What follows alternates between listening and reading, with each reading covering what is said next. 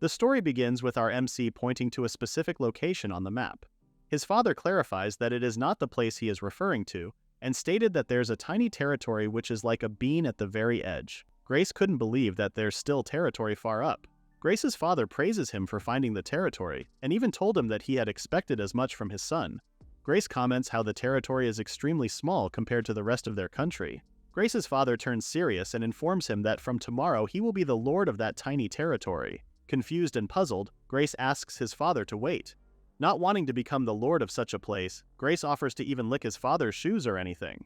Hearing his father only responding, Grace knew that it was no use speaking to him as his father had stopped listening to him. Grace's brother Kyle approached Grace and told him to take what their father has given him positively, pointing out how Grace could use it as a chance to become a lord.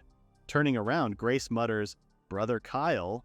Grace states that lord or not, the place he is supposed to rule is the farthest land called Asgard.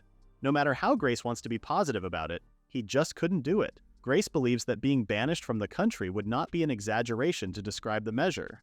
Grabbing Grace's shoulder, Kyle tells him that he is weak and that he is in no position to complain. The comment pissed Grace off, and he thought of his brother as someone truly useless. The king of the country stated that Kyle has become a holy magician, and Georg, Grace's other brother, has achieved the title of sword saint. The king turns to Grace, asking him what he has achieved. Grace was told that if he can show some kind of power, his father might change his mind. Annoyed, Grace shares that he already has a plan that he had been working on recently. This intrigued everyone at first, but when they saw Grace holding a hoe, their curiosity turned to confusion. When Grace was asked what is the meaning of that after mentioning the hoe, Grace clarifies that it is not just an ordinary hoe. Grace's talent, which is called World Library, has the power to gain various knowledge from a library in another dimension. Based on the knowledge gained there, Grace stated that he had a blacksmith make what one might call an enhanced hoe. The enhanced hoe simply doubles the efficiency of farm work. Grace believes that by distributing it to the farmers, it would lead to increased food production. However, Grace's brother Georg was not having it and decided to break Grace's enhanced hoe. Shocked, Grace asked Georg what he was doing. Georg reiterated what their father had said, and that is for Grace to show power. Asking Grace about the hoe and production, the king reminded Grace once again that if there's no bread, then he will just have to take one. Opening the window, which has the full view of their kingdom, the king tells Grace to look at their vast Vermillion Kingdom, and how royals like them have led the charge in battle. Land, technicians, people, everything that they lack. They took it by force and grew a large kingdom by using them. Taking off their clothes and showing their upper body, the king mentions that their family, the Vermillion royalty, must always be the symbol of power. The king asks Grace what he is doing, and why he isn't using his knowledge power to strengthen his physical or magical power. With a sad look, Grace responded that if he was able to do that, he would have done it long ago. The king states that it is the very reason why he is sending Grace to Asgard, since he does not see Grace to be useful for anything else. Until Grace completes the development of Asgard, his father won't allow him to return to the royal capital. Even if Grace were to gain knowledge to enhance himself, any enhancement wouldn't work since he was originally weak and couldn't even wield a sword. With the little magic power Grace has, he also couldn't use magic either. Different from his family, Grace turned to studying, which he liked. Grace's family wasn't always like that and even used to have high hopes for him because he was so studious. His family's attitude changed when Grace's talent was discovered. In their country, where power is everything, Grace was given a non-combat skill and was deemed unnecessary.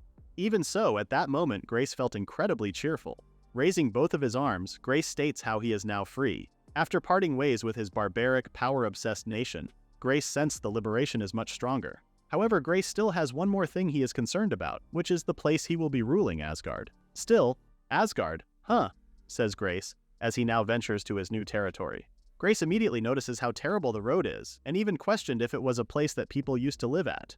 Accompanying Grace is the royal guard knight, Vigna, asking him what kind of place Asgard looks like. Even though they're supposed to be a royal entourage, in the end it was just the two of them, and no one else came along. Grace mutters as he then asks Vigna why she came along knowing that much. Well, yeah, says Vigna, as she reminds Grace of the promise she made with him when they were still children and when Grace was often sick. Vigna repeats those exact same words. I'll protect Grace. To come on such a dangerous journey for such a reason, Grace was just speechless. Responding to Vigna, Grace stated that he is now old enough and no longer needed her protection. Vigna asks Grace why he is so stubborn, to which Grace responds that he isn't, and that he is just strong. The door to the carriage suddenly opens and both Vigna and Grace were told to stop flirting inside and leave everything to the coachman. Hearing this, Vigna panicked as she couldn't believe that the coachman had told them that they were flirting. Bowman, the dwarf blacksmith, tells Grace how he has it rough for ruling Asgard. Grace reassures Bowman that he is fine, but then asks Bowman if he is okay journeying with them. Grace knows that it's not easy to become a national exclusive blacksmith, and that Bowman didn't have to give that title up to come with him. Bowman admits that the title sounded impressive, but in reality, everyone made Bowman work all night making nothing but weapons. This led to Bowman having nightmares. Hearing that, Grace tells Bowman that he is always welcome in his territory. What also got the two in the mess was the hoe that Grace proposed, which Bowman made and was just easily destroyed. Remembering how the hoe was destroyed 5 seconds after the unveiling, Grace was barely managing to hold off his anger. Bowman states how the hoe was lamentable, and that the rest of the royal family didn't understand the hoe's value. Changing back the topic, Vigna asks Grace about Asgard. "Oh, right," says Grace, as he remembered that they were in the middle of that question. Since Grace wanted to get a detailed understanding as well, he decides to use his talent, summoning his world library, and orders it to disclose information on Asgard. The world library welcomes Grace, as it guides him to the location of the documents. Asgard was a nation said to have been ruled by the Mad King Suzi. With flying ships and exploding devices, it's said that Asgard has developed itself to become a country with unseen technologies. Hearing that, Vigna becomes excited as she tells Grace that it sounded amazing, and what is even more incredible is that Grace is the lord of such a place. Grace agrees with Vigna, but he isn't pleased at all, as he reveals that the country itself has already fallen. Suzi had a mysterious power to create anything, but the Mad King never shared his methods. Those techniques that Suzi used remained shrouded in mystery. After the Mad King's death, Asgard quickly fell, or so it's said. In other words, Grace and the others' destination is, in a sense, just ruins. What concerns Grace more is that to everything that he said, none of those are the worst. Thanks to Suzi's leftover powerful golems killing off every visitor, the country has now become a demon realm where no one dares to set foot. When Vigna said, "What's that all about?" Grace asked her if she was now having second thoughts. Grace tells Vigna that it is what happens when she comes along without doing any research. When Grace stated that there was still time, he was shocked when Vigna's gloomy expression changed, and she responds how she thought that it sounded interesting, and even wishes to fight one of the golems Grace mentioned. Grace thinks about how strong Vigna truly is, and tells himself that he shouldn't be that surprised since Vigna is their country's strongest knight. Vigna changed the topic and pointed out to Grace that the king himself had sent Grace his very own son to such a place. Grace responds, telling Vigna that she is correct. Hearing that same comment, Bowman states that it was far scarier than Asgard itself.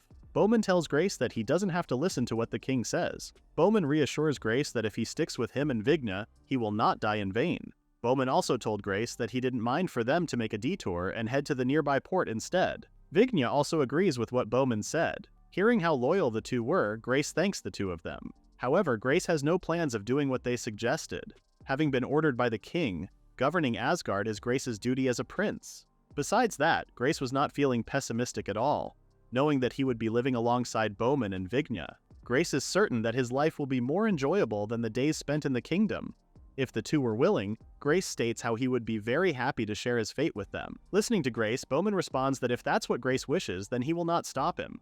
Bowman was also very much intrigued by Suzi's relics. When Vigna said, "You really are," Grace responded with, "What?" But Vigna couldn't speak her thoughts and decided to be silent instead. During their journey, the three encountered and faced a huge canine. Fortunately, Vigna was able to take it down. Grace immediately took back what he had said and called the place they are currently at as Hell. Panicking, Grace suggests changing their names and living in some town instead. "Oh, you," says Vigna as she then asks Grace what happened to the big talk earlier. Bowman shares his worry, stating that it was much worse than he had expected, and that if it weren't for Vigna, then they would have already been monster food. Vigna, on the other hand, felt alive since it has been a while since she has moved her body that much. Looking at Grace's gloomy expression, Bowman calls and asks him if they are truly on the right path to the Mad King's mansion. Grace responds that according to the world map, they are on the right path. The mansion of the Mad King is said to be near the water side. Thinking of the water side, Grace's attention was more drawn towards the flower near it.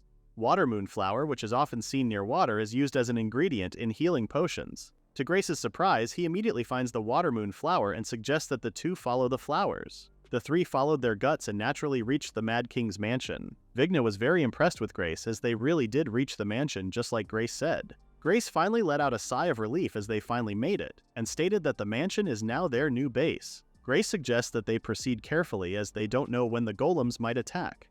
Grace orders Vigna to arm herself. Following Grace's order, Vigna gives herself magical enhancement by using Thunder Emperor's Arm. After heeding its call, Vigna pulls out her sword, which then shows that it is coated with lightning, as Vigna activated her full magical armament, showing why she is the strongest of the royal guards. Though Grace is with Vigna, he still couldn't help but think how doomed they are if their plans do not work. Grace halts and asks, "What's that?" "That." Puzzled, the three find a girl laying on the bed. Before Grace could say anything, Bowman cut him off as he stated that the girl was a golem. Grace was surprised at how the golem looked human. Bowman pointed out that with the mansion's current state, there's no way a normal human could remain intact. Bowman has an idea as to what they are seeing, and guesses that the golem is created by unknown technology, to which he states that he would love to see it in action. Grace wondered if the girl on the bed is truly a golem. After touching the golem's head, Grace's talent suddenly activates, transporting him back to the World Library. What puzzles Grace even more is that he was transported to a door which he has never noticed in the World Library before. Grace was then informed that he has encountered knowledge from another world, and that the World Library will now unlock part of that knowledge. While Grace's body stood still, Bowman tries to feed his curiosity and orders Vigna to infuse the golem with magic, stating that golems are moved by the use of magic. Vigna responds that she is already infusing the golem with magic. However, it is still not moving. Finally regaining consciousness, Grace informs the two that the power source isn't magic, and reveals that it uses electricity to move. Activating her magic, Vigna asks to confirm if she should use lightning magic on the golem. Using the Thunder Emperor's arm, Vigna had accidentally caused some damage to the mansion, to which she received an earful from Bowman, telling her to hold back her power as she may possibly break the golem. Annoyed, Vigna responded that she does not care and told Bowman to stop being so noisy. When everything finally settled down, Grace was shocked to see the golem now standing up. Seeing the golem standing up, Bowman was surprised and praised Vigna for doing a wonderful job. Vigna too thought that the result might be great, but she stated that she woke the golem up without thinking, and asked if that was really okay. As Grace remained silent, the golem finally spoke up, greeting everyone with a good morning and introducing itself as Galatea. She then corrected everyone, stating that she is no golem and is formally called a robot. Hearing this, both Vigna and Bowman were confused, asking what a robot is. Inside Grace's World Library, he learned that a robot is a mechanical doll that follows human commands and acts independently. It is a product of technology from another world, different from theirs. Curious about the other world, Grace told the World Library that it had never mentioned such things before. In response to Grace, the World Library stated that objects which the talent user does not even know exist are excluded from search results. However, by encountering the unknown before Grace's eyes and learning about the existence of the technology from another world, a new room of knowledge had been unlocked. Hearing it from the World Library came as a surprise to Grace, an unexpected harvest in a distant land. Under his father, Grace could not have realized the true nature of his talent.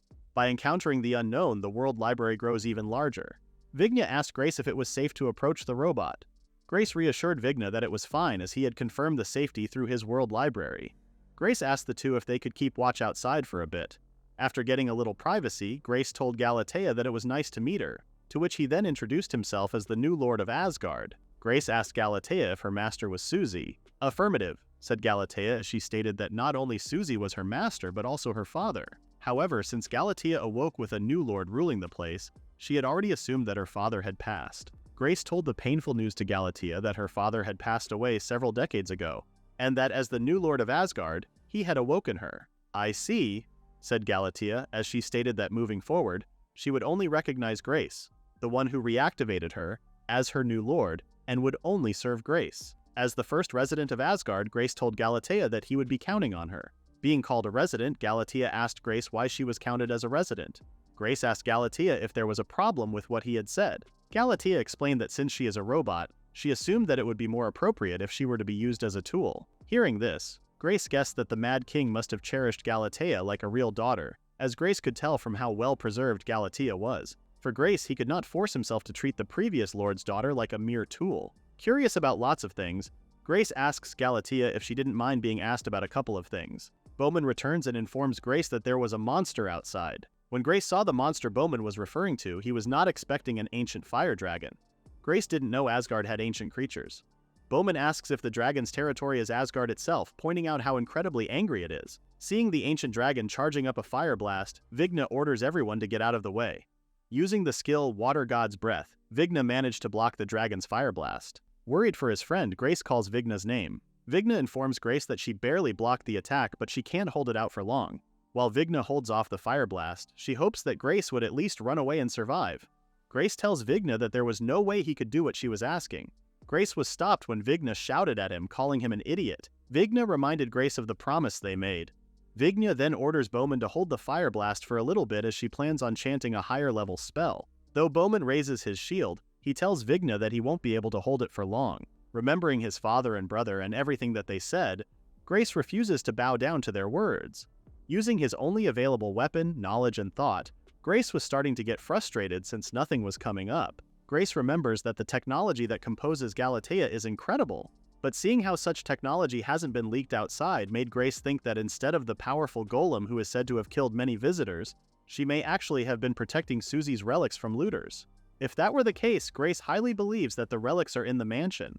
Grace turns to Galatea, asking her if she has a way to deal with the dragon. Calling Grace my lord, Galatea asks Grace if he wishes to have the dragon eliminated.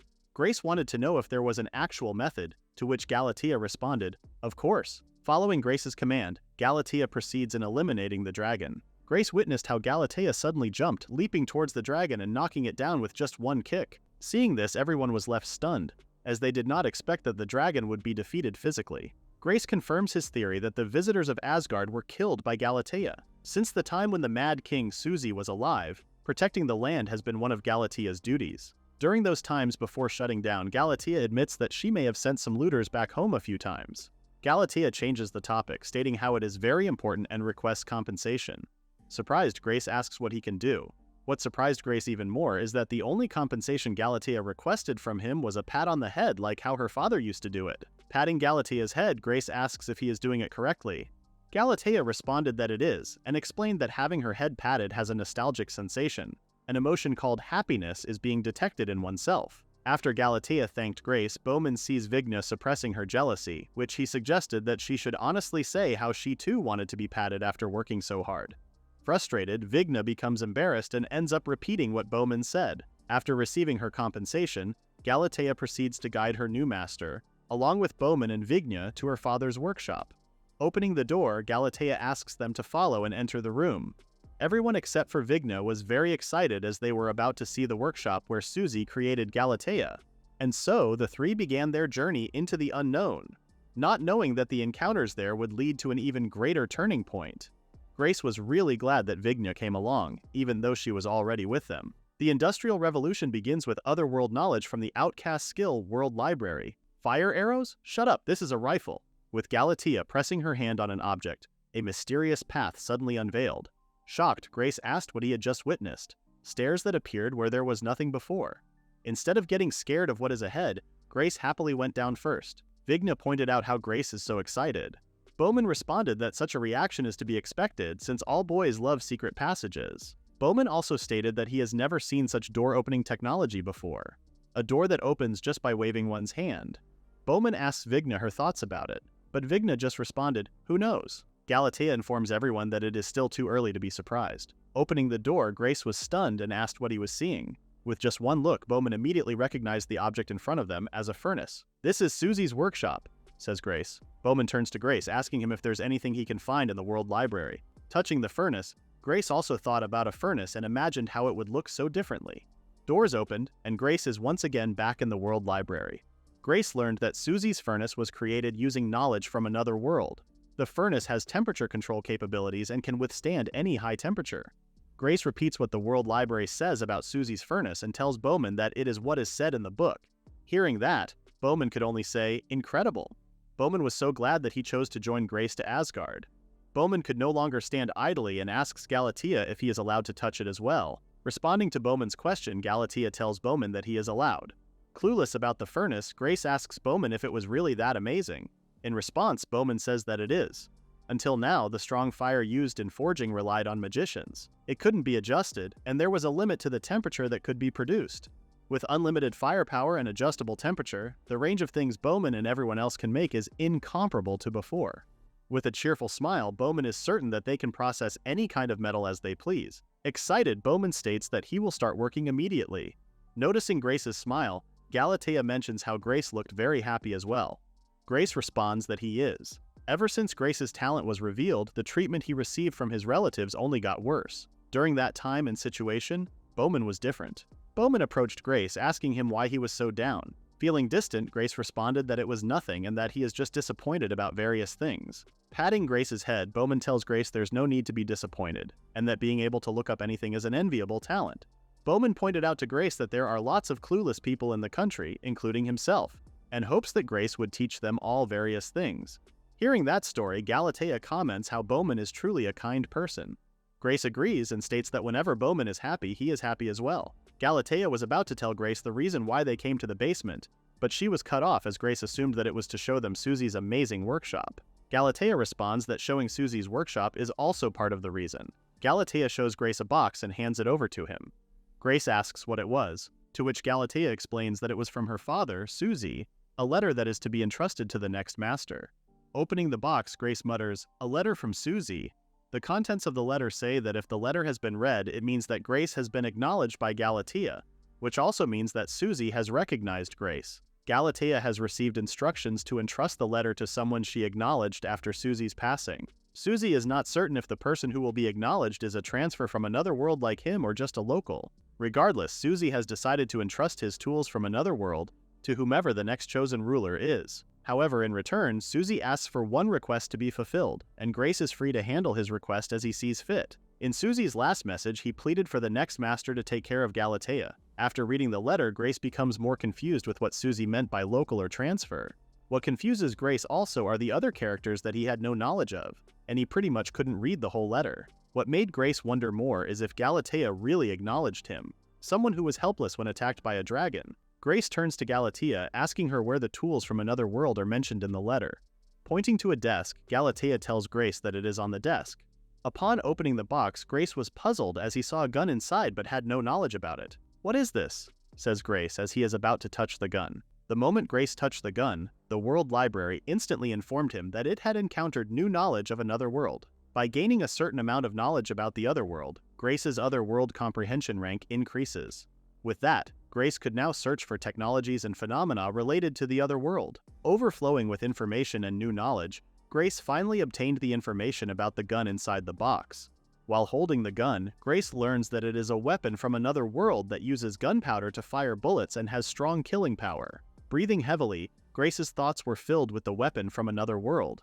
Galatea tells Grace that the gun is a weapon that only her master can use due to biometric authentication, which is also what she had heard from her father. Grace wondered if he should try using the weapon, since he is certain that no matter how powerful it will just be another wasted treasure if someone like him, who can barely use a sword or magic, were to use it. The moment Grace shot the gun, the sound echoed through the mansion, which Vigna also heard and wondered what created that sound. Seeing Grace tremble, Galatea asks him if he is alright. From what Galatea could tell, the recoil caused the gun barrel to hit Grace's forehead. In Grace's thoughts, it's only natural that Susie would appoint a guardian as capable as Galatea to protect his relics. Magic power, physical strength, talent. Grace is certain that none of those would matter if Susie's technology were to get out into the outside world. Galatea whispers to Grace's ears, telling him that she is interested in the world Grace will create. Galatea is very much intrigued as to how Grace would develop the country using her father's knowledge. To Grace, Vigna, and Bowman, the reason Galatea entrusted the three with her father's letter is because she believed that the three kind people who care for their comrades would surely make Asgard into a wonderful country. Hearing that, Grace remembered that their original goal was to develop Asgard. While everyone is busy cleaning up the debris and mess, Grace asked for everyone to listen and announced that by tomorrow, they will be starting the development of Asgard. Grace admits that they've experienced many unexpected events already ever since they came to Asgard. However, with Susie's relics, Grace hopes that it will help them in creating the best town using the technology from another world. Although Grace was so enthusiastic in sharing such news, he became embarrassed when Bowman mentioned that they will be needing to take care of food and clothing, as well as shelter first. Another problem Bowman pointed out was that the mansion itself is in ruins. Seeing that everyone is now all gathered in one place, Vigna appears and asks what's the reason why they are all gathered up. Grace asks Vigna where she had been. "Where? Well," says Vigna as she then surprised everyone by showing a piece of meat.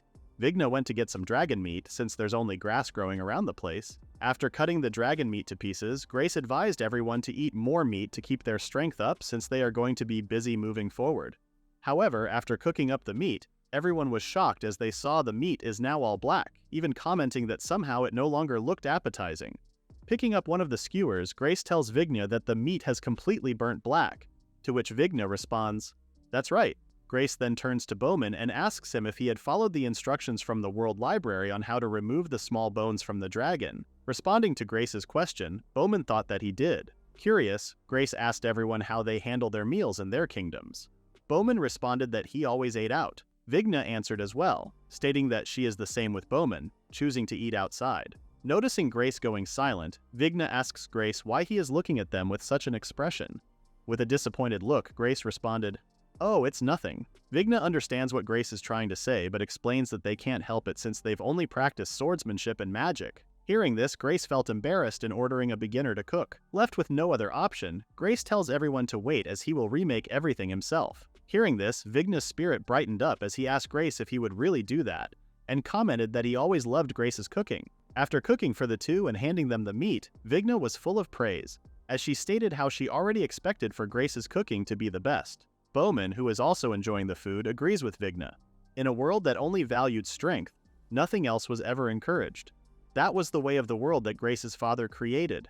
Remembering Bowman's words before, asking for Grace to teach the clueless people in the country various things. And with Galatea, who's very much interested in the world Grace is trying to create. Staring at the gun, Grace was thinking about the world that he is aiming for. A few days later, Grace was busy with starting a farm. Exhausted, Grace guessed that he was mostly done with the plowing. Grace's attention was then called, asking for him to look at her direction. Slicing trees like butter, Vigna stated that the sword Bowman reforged for her was truly amazing and how the trees are being cut like grass. Ever since they obtained access to Susie's furnace, Bowman has been absorbed in metalworking experiments. Iron hoe, one of the products produced by Bowman using Susie's furnace. According to the World Library, the numbers directly represent performance. Verk's treasure sword is said to have only a plus 15 bonus, while the iron hoe had plus 30. By simple calculation, the iron hoe has twice the performance of Verk's treasure sword. Galatea brought Grace some refreshments, praising him for doing good work. Galatea then asks Grace if the work progress is going smoothly. Grace thanked Galatea for the drink and told her that thanks to Bowman's hoe, even someone like him made quick progress. Galatea wished that he could help them out. Unfortunately, she does not have any farming programs installed. Hearing this, Grace wondered what Galatea meant by programs installed. Grace tells Galatea that it is okay. With everyone already doing various things, Grace thought that he should at least do the plowing. In order to build the town, Grace and the others were all working hard to secure the minimum necessary supplies and a base. Bowman's task is repairing the mansion and manufacturing tools. Vigna was ordered to clear the forest and to create earthen walls with magic to ward off monsters. As for Grace, Galatea calls his attention and asks what he has been planting. Grace showed a potato and stated that he brought them from the country. Grace explains that while wheat is the staple food, he heard that in some regions they use potato as their main food source. Potatoes grow well in any soil and yield a large harvest. Grace pointed out that unlike meat, potatoes are easy to preserve. Impressed, Galatea comments how Grace is as knowledgeable as ever. Embarrassed, Grace asks Galatea if she actually thinks so. Grace stood up, as he guessed that he may be mostly done with planting. Galatea praises Grace for his good work and shares what her father used to say, which is that crops one worked hard to grow taste exceptionally good. Hearing this surprised Grace, as he never expected for Susie to do farming as well. Galatea responds that Susie did do farming and even had a vegetable garden as a hobby. What surprises Grace even more is when Galatea shares that Susie often hunts monsters to gather fertilizers. Grace wondered what a fertilizer was, and if it was knowledge from another world. Farming, tilling the soil, and planting the seeds. What Grace thought was the normal way is to dance in the fields and pray to the god of harvest. Thinking about it, Grace realized that it was embarrassing to ask again after pretending to be knowledgeable. Grace remembers that he can now search for more information and decides to try it out. Grace orders his world library to reveal more information about fertilizer. From what Grace read, he learned that fertilizers are nutrients that promote plant growth, made from animal excrement, bones, and ash. Fertilizers are used in agriculture in other worlds. I see, says Grace, as he realized that items whose existence is unknown are no longer excluded from search. Thinking if that is what it meant, Grace was now able to grasp a little bit of understanding on how the other world comprehension increases. Grace becomes more intrigued as to how far his skill could go if he were to encounter more knowledge from the other world. Galatea calls for Grace, asking him if he is all right. Surprised, Grace responds that he is. More importantly, Galatea, says Grace as he orders Galatea to bring him the parts of the dragon from before that can be used as fertilizer. Grace is certain that there are still some left from what Vigna processed. Hearing the order, Galatea immediately moved and told Grace to leave it up to her, wanting to be useful like everyone else. Knowing what he had asked from Galatea, Grace wondered if Galatea could actually do it. A few moments later, Grace mutters, No way, as he was shocked to see all the potatoes have already grown so much, even making him wonder if potatoes are supposed to grow that quickly. Exhausted, Vigna stated that she had finished building the wall. Vigna was stunned when she saw the harvested potatoes. Vigna then turns to Grace and asks to confirm if the crops are already ready for harvest. Seeing Vigna, Grace praises her for her hard work. Upon learning of the fertilizer, Vigna becomes more impressed with otherworld technology. Grace agrees and shared that according to the World Library, using dragon as fertilizer is most likely the cause for the super fast growth of the crops. Vigna cheers as she states that the development of their town starts with the dragon they defeated. With the group being able to harvest more than they can handle, Grace asks Vigna if she is hungry. Vigna responds that she is starving and exhausted after building the wall. Vigna's eyes glowed as she asks Grace if he is going to make something. However, Vigna's bright smile instantly vanishes when Grace tells her that she will make it instead of him. Vigna refuses to make anything to eat, reminding Grace how bad her cooking skills are, and the proof was the burnt skewers. Grace calms Vigna down, telling her that becoming strong is important, a saying that is encouraged above all else in the kingdom. Confused, Vigna tries to follow what Grace is trying to say. Grace then pointed out that in the kingdom, they are only taught things that are useful to the country, such as defeating enemies. To simplify what he is trying to relay, Grace tells Vigna that they can't do anything else. Shocked and confused, Vigna mutters, "Grace?" Grace then mentioned that such a way is how his father had operated the country. However, it is different in Asgard, the place he rules. For Grace, knowledge could mean the difference between life and death. Grace gave an example through cooking, stating that heating at high temperatures can aid digestion and prevent food poisoning. Curious, Vigna asks Grace for advice on what she should do. Showing a bright smile, Grace suggests that they boil some potatoes together. Seeing Vigna's confused look, Grace repeats himself and tells Vigna that they are going to boil potatoes. As the two started to boil some potatoes, Vigna noticed that the potatoes suddenly disappeared and accused Grace of snacking them. Grace explains to Vigna that she has put the heat too high. Cooking another batch, the fire was now lowered. But what surprises Vigna is that the potatoes somehow turned into rocks. Grace explains that they have not placed enough water. For the next batch, the two were then surprised when Vigna mentioned that the pot had turned into a forest. Several hours later, Grace and Vigna successfully boiled a potato. After breaking it apart and tasting it, Vigna asks Grace how it tasted. Grace showed a bright smile and told Vigna that the potato is delicious. Excited, Vigna asks Grace repeatedly if he speaks the truth. Grace hands the potato to Vigna, suggesting that she try it out for herself. Grace then states that crops that they worked hard to grow taste exceptionally good. Hearing the exact words Susie once said, Galatea felt happy, showing a faint smile. Vigna hesitates to eat the potato at first, but after taking her first bite, Vigna's doubts went away as she commented how delicious the potato was. Smiling at Vigna, Grace says to her, "Right?" The dragon Galatea defeated became fertilizer, which Grace then tilled the soil with the hoe Bowman made. With Vigna's cooking, Grace mentions how it is the crystallization of their efforts. Grace agrees with Vigna regarding the deliciousness of the potato. Seeing Grace's smile, Vigna's cheeks turned red. "Ha! Good grief," says Bowman as night comes and he is still surveying the mansion and fixing things that need fixing. Bowman comments how the mansion is too run down. After working so much, Bowman becomes hungry. Galatea calls Bowman's attention. When Bowman asks what she wanted, Galatea asks for Bowman if he does not mind waiting. Bowman then asks to wait for what? Opening the door slightly and peeking inside, Bowman finally realizes what Galatea is talking about. Impressed, Bowman tells Galatea, "You're a good one, aren't you?" In response, Galatea says that she is indeed, as she is an excellent robot. Memories of the old Asgard came to Galatea, remembering how the citizens would worry for her for carrying such heavy objects, receiving thanks for her help, being greeted by passers-by, and playing with the kids. For Galatea, everything that happened weren't just happy dreams, but rather happy memories. Grace asks Galatea if it was too painful for her, and suggests that they can continue without her.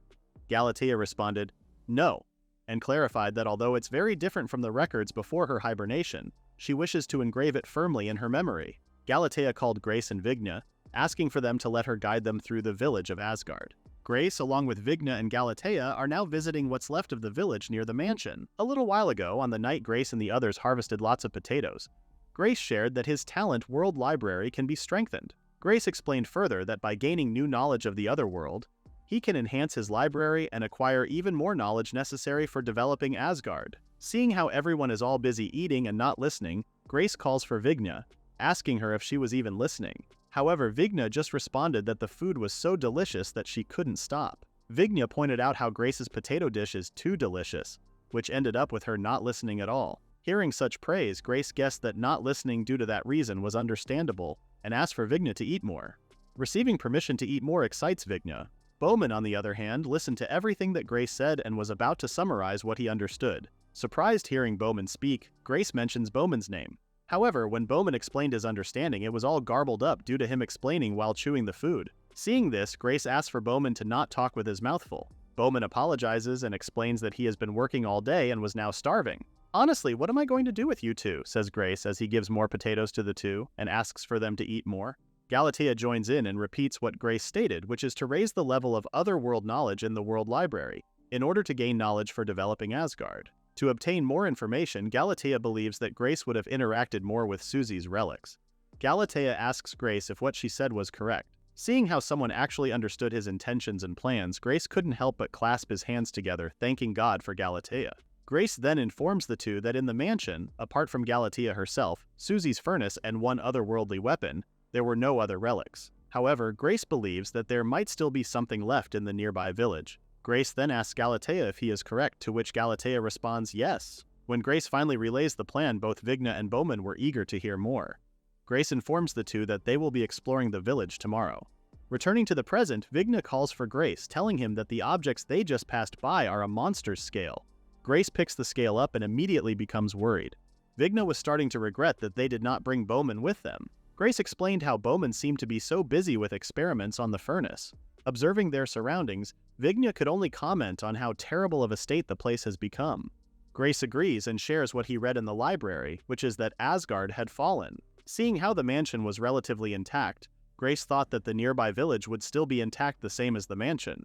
Unfortunately, that was not the case, as Grace was just as surprised after seeing such devastation. Vigna remembered that Galatea was tasked to protect Asgard, which she then asked Galatea how the place ended up in such a mess. Galatea was entrusted with the duty to protect the place, but as her power source ran out, Galatea entered a state of hibernation. Galatea could only guess that the residents may have abandoned the place after her hibernation. Galatea suspected that without her or her father, it became difficult for the citizens to protect themselves from the many monsters inhabiting the land, and thieves targeting Susie's relics. Hearing Galatea's point of view, Vigna then understood why the mansion was relatively unscathed and believed that it was also because that old spark was there. All of a sudden, Vigna tells Galatea, "No, it's okay." Puzzled, Galatea asks Vigna what she meant. Vigna tells Galatea that they are now her comrades and they will easily drive away any monster or thieves. With that in mind, Vigna hoped that Galatea would cheer up. Galatea was thankful for Vigna, but after seeing the scene again, Galatea's thoughts have changed a bit. Seeing the destruction and what was left of her beloved town, Galatea is certain that development is impossible, and it would only cause Grace and the others tremendous hardship. Hearing this, Vigna agrees that the process will be challenging. Vigna then informs Galatea that whenever Grace says he'll do something, he makes sure that the goal will be achieved. Vigna also reassures that both her and Bowman have the same mindset. Grace returned to the group after exploring and apologized for keeping them waiting. Seeing how Grace is carrying and wearing tons of treasures, Vigna asks him what was going on and if he stole all those treasures. Grace responds that it is not a nice way to put it and clarifies that he did not steal anything. Grace then asks for the two to look carefully, as he stated that there are still many valuable things inside. Grace told the two that they came all that way to find things useful for development, which he believes that they can't go back empty-handed. Out of all the treasures that Grace gathered, one struck Galatea most. Seeing Galatea's weird action, Vigna asks her what was wrong. Galatea calls Grace, telling him about the cup. Curious, Grace asks Galatea if she was referring to the cup near him. As soon as Grace touched the cup, he instantly gained knowledge of the other world. Due to obtaining a certain level of knowledge about the other world, Grace's otherworld comprehension rank increased. Grace was shocked to discover a new room of knowledge after touching Susie's cup. After looking further into what he may have touched, Grace learned that it was made of alloy, a combination of metal with other metals or non-metals. Reading the vague explanation made Grace think that it is the same with guns.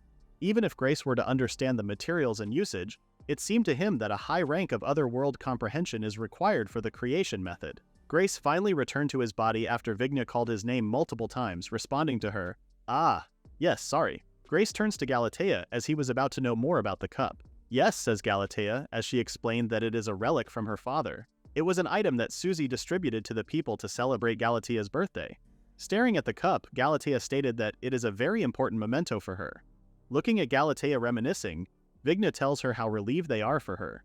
Vigna then asks Galatea if the woman in the cup was her, to which Galatea responds that it is indeed her. Vigna gets closer, patting Galatea's head and telling her that she sure does have a doting father. "The people resemble their king," says Galatea, as she stated that it was a phrase that her father used to say often.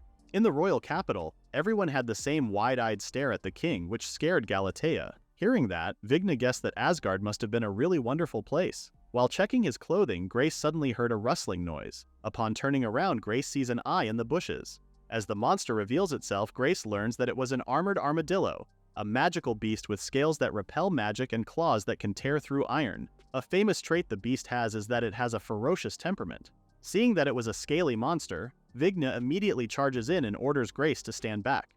Vigna accuses the armored armadillo as the monster that ravaged the village. After finally locating the monster, Vigna instantly used her Thunder Emperor's arm. Grace asks for Vigna to wait as he explains to her what the monster is. However, it was too late for Grace as Vigna made contact. A look of confusion was painted on Vigna's face as she saw how her thunderous needle didn't work. Vigna jumped back and stated that her lightning-clad sword isn't working. Galatea moved forward and told Vigna to let her handle it. Full of anger, Galatea tells the armored armadillo, "How dare you attack the village," before punching the beast and knocking off some of its scales. Galatea informs Vigna that she has now destroyed the armored scales and that she may now take her chance. Still shocked after witnessing Galatea's impressive firepower, Vigna responds, "I got it." Using her Thunder Emperor's arm, Thunderous Breakthrough, Vigna successfully pierced through the armored armadillo. While helping Galatea to stand up, Vigna tells her that they really did it. Galatea warned Vigna of the monster behind her and to watch out. However, since Vigna was too slow to react, Galatea pulled her away and took on the beast's attack. After stopping the armadillo's attack, Galatea asks Vigna if she is alright. Vigna responds that she is, but was shocked when a third armored armadillo appeared. The third armadillo ended up pinning Vigna down, while Galatea was still holding off the second armadillo. Realizing that she has lost her footing, Galatea was certain that it was because of the impact from earlier damage. Before Galatea gets rolled over by the armored armadillo, Grace steps in and pushes her away. Feeling a little bit of pain, Grace asks Galatea if she is okay. Seeing Grace in the battle made Galatea confused and told Grace that it's dangerous, asking him why he even moved closer. Grace becomes confused as to why Galatea would do such a thing. Grace points out that it is only natural to help his comrades. After stopping the third armadillo, Vigna didn't expect to learn that the armadillo she stopped was already dead. Turning to Galatea, Vigna was shocked when she saw Grace standing in between. Another reason why Grace stepped in, he reminded Galatea of a task that he took from Susie after being acknowledged by her as her new master, which is to take care of Galatea. Hearing that from Grace, Galatea remembers what Vigna said, which is that Grace is a man who does what he says he'll do.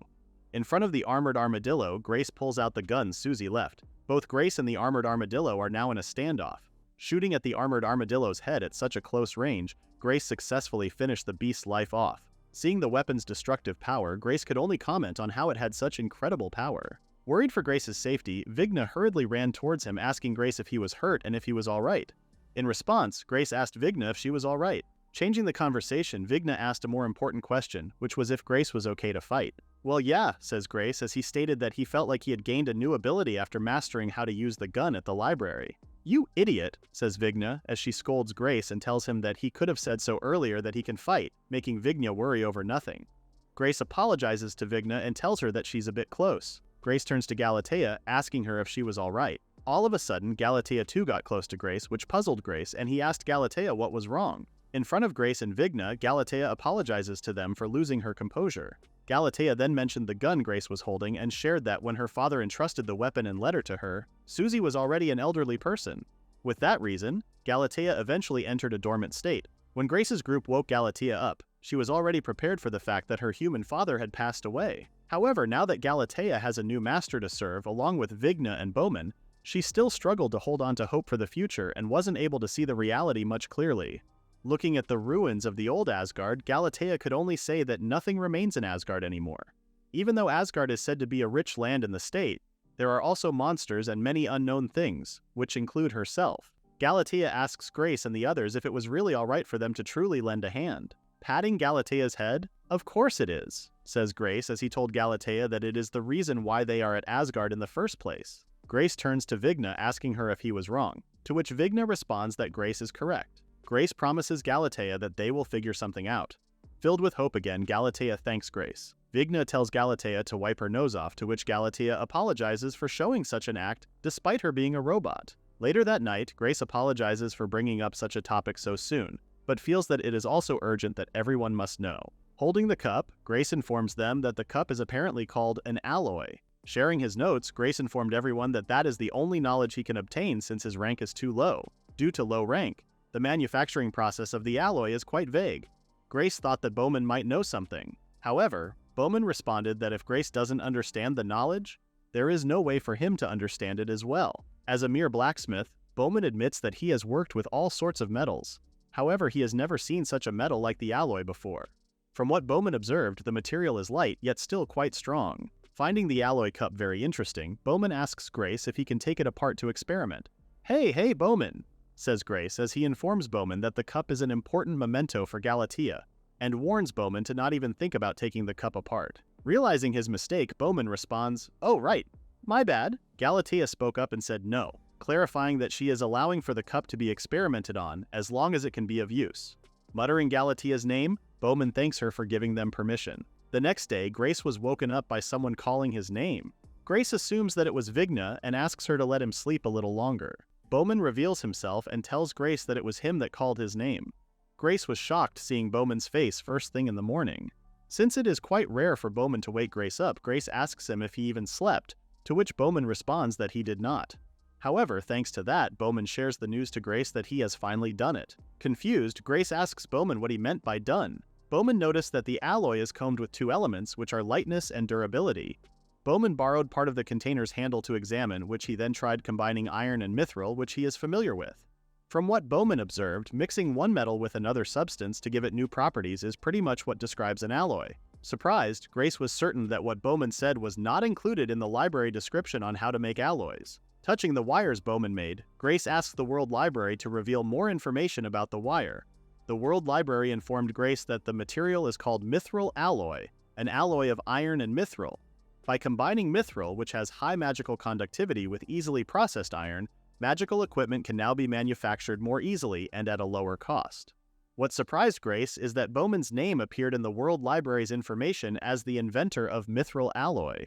Intrigued, Bowman also checks the book and sees his name written down.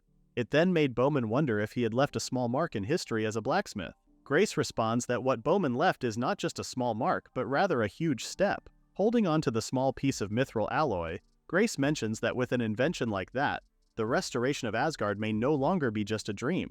Grace has obtained a new important material, which is the mithril alloy.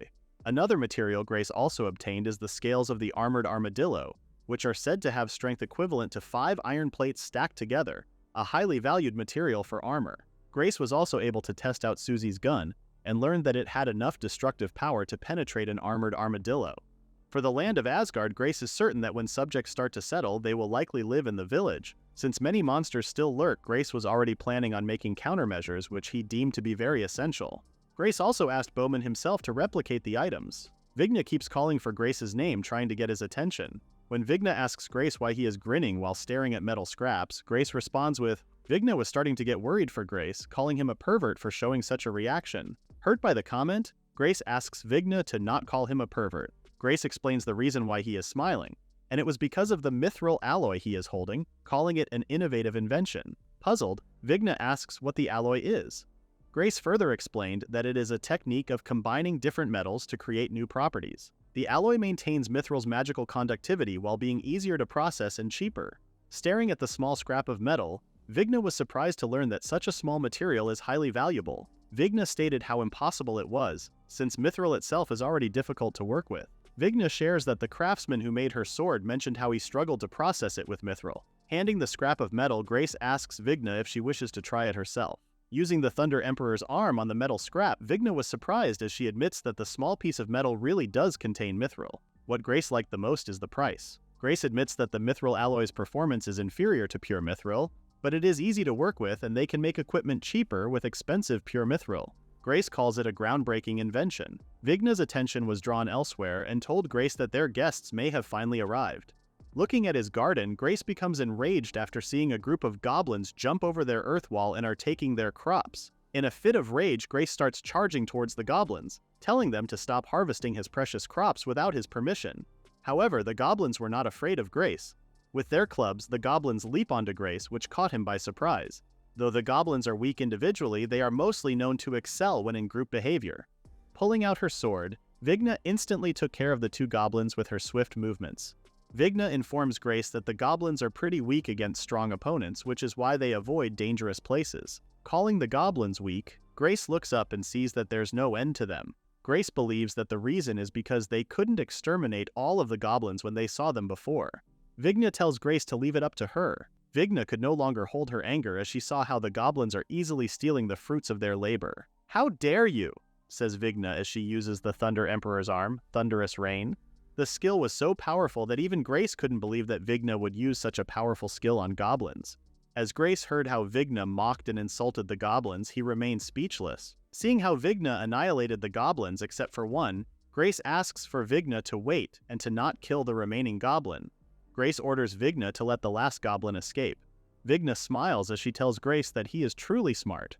From Vigna's understanding, they will be cornering the goblins to their nest and wiping them out completely. Hearing that, Grace responds that they will be doing no such thing, and points out how scary of a plan it is. Grace explains that goblins never approach a place they deem dangerous again, which Grace believes means the only goblin left will serve as a goblin repellent. Grace still believes that they have to do something, as he is certain that there is more than one goblin settlement. Vigna suggests adding spikes to the wall like the clubs that the goblins are using. Vigna wonders if that idea would make the wall easier to climb. Hearing that, Grace responds, "That's it." Puzzled, Vigna asks Grace if he had thought of something. Grace suddenly runs off somewhere, asking for Vigna to wait a little. Thinking of the mithril alloy, Grace was very eager to show his new idea, an invention that will go down in the World Library. Several days later, a couple of goblins returned to Asgard territory and noticed that something new was added on top of the wall. Observing all this, Vigna asks if those goblins outside are from another settlement. Vigna stated that the goblins are a step too late, as she believes that the goblins won't be able to invade them now. Grace agrees, as he is certain that goblins too must dislike pain. With his attention being called, Grace turns and sees that it was Galatea, asking him if that was a new invention. Grace responded that it is. Grace explains that by lining the top of the wall with mithril alloy spikes, they can prevent goblins from climbing over. "I see," Galatea says. Vigna calls Grace's attention, asking him if that is going to be okay. Grace responds that it is. Witnessing how the goblins do their best to get over the fenced wall by climbing onto each other, Grace states that it's all taken care of. Vigna wonders just how badly the goblins want potatoes. Grace had no doubts that the goblins would seek out the potatoes since they are of top quality. Grace suggests that they observe, as he reveals that the iron fence has another trick. The mithril alloy, like pure mithril, can store magical energy. The mithril alloy placed on the wall currently is charged with Vigna's lightning magic. Hearing a bzzzt sound, Vigna and Grace witnessed how all the goblins were electrocuted as soon as they made contact with the fence. Experiencing such harsh defeat, the goblins decided to leave. Grace laughs as he points out how the goblins were now running away scared. Vigna, too, thought that it was a delightful scene. Calling Grace's attention, Galatea informs him that though they made such an effort to make the fence, she points out that one goblin managed to get through. "Oops," says Grace as he guessed that there were just too many goblins. Vigna tells Grace that it is fine as she comments how it is actually a good thing if one or two goblins pass through. Confused, Grace asks why it is a good thing. Smiling, Vigna tells Grace that they need to catch and hang them up. Vigna believes that it will be tough to do a lot at once, but with the device Grace made, it will make the task more easy. Hearing such horrible acts, both Grace and Galatea were speechless. Vigna states that if they catch the goblins little by little and hang them up in order, goblins will never come near their city again, which will make them have the strongest wall ever. Grace tells Vigna that her ideas are as frightening as ever. Grace tells Vigna that they can think about that later, and changes the focus back to his new invention, which he plans in calling as Guardian's Chain. However, Vigna was not on board with the name, calling it a lame name. Galatea tells Grace that it was a wonderful barbed wire, but then corrects herself and changes it to an electric fence. Galatea believes that the new invention will protect their crops from goblin damage. Grace agrees, but then stops, turning to Galatea and asking her about the barbed wire and electric fence. Grace asks what those names were and if what he invented already exists. Surprised, Galatea could only respond, "Eh? Ah." Galatea reveals that her father, Susie, used something similar in his home garden. Later that day, Vigna was surprised and asked Grace what he was doing down on the floor, and reminded him that it was already dinner time. Grace felt down as he assumed that his invention was a groundbreaking idea. Vigna asks Grace if he is still on about that. Galatea appears and apologizes to Grace. Vigna points out that the fault does not lie on Galatea, and that Grace is just moping on his own.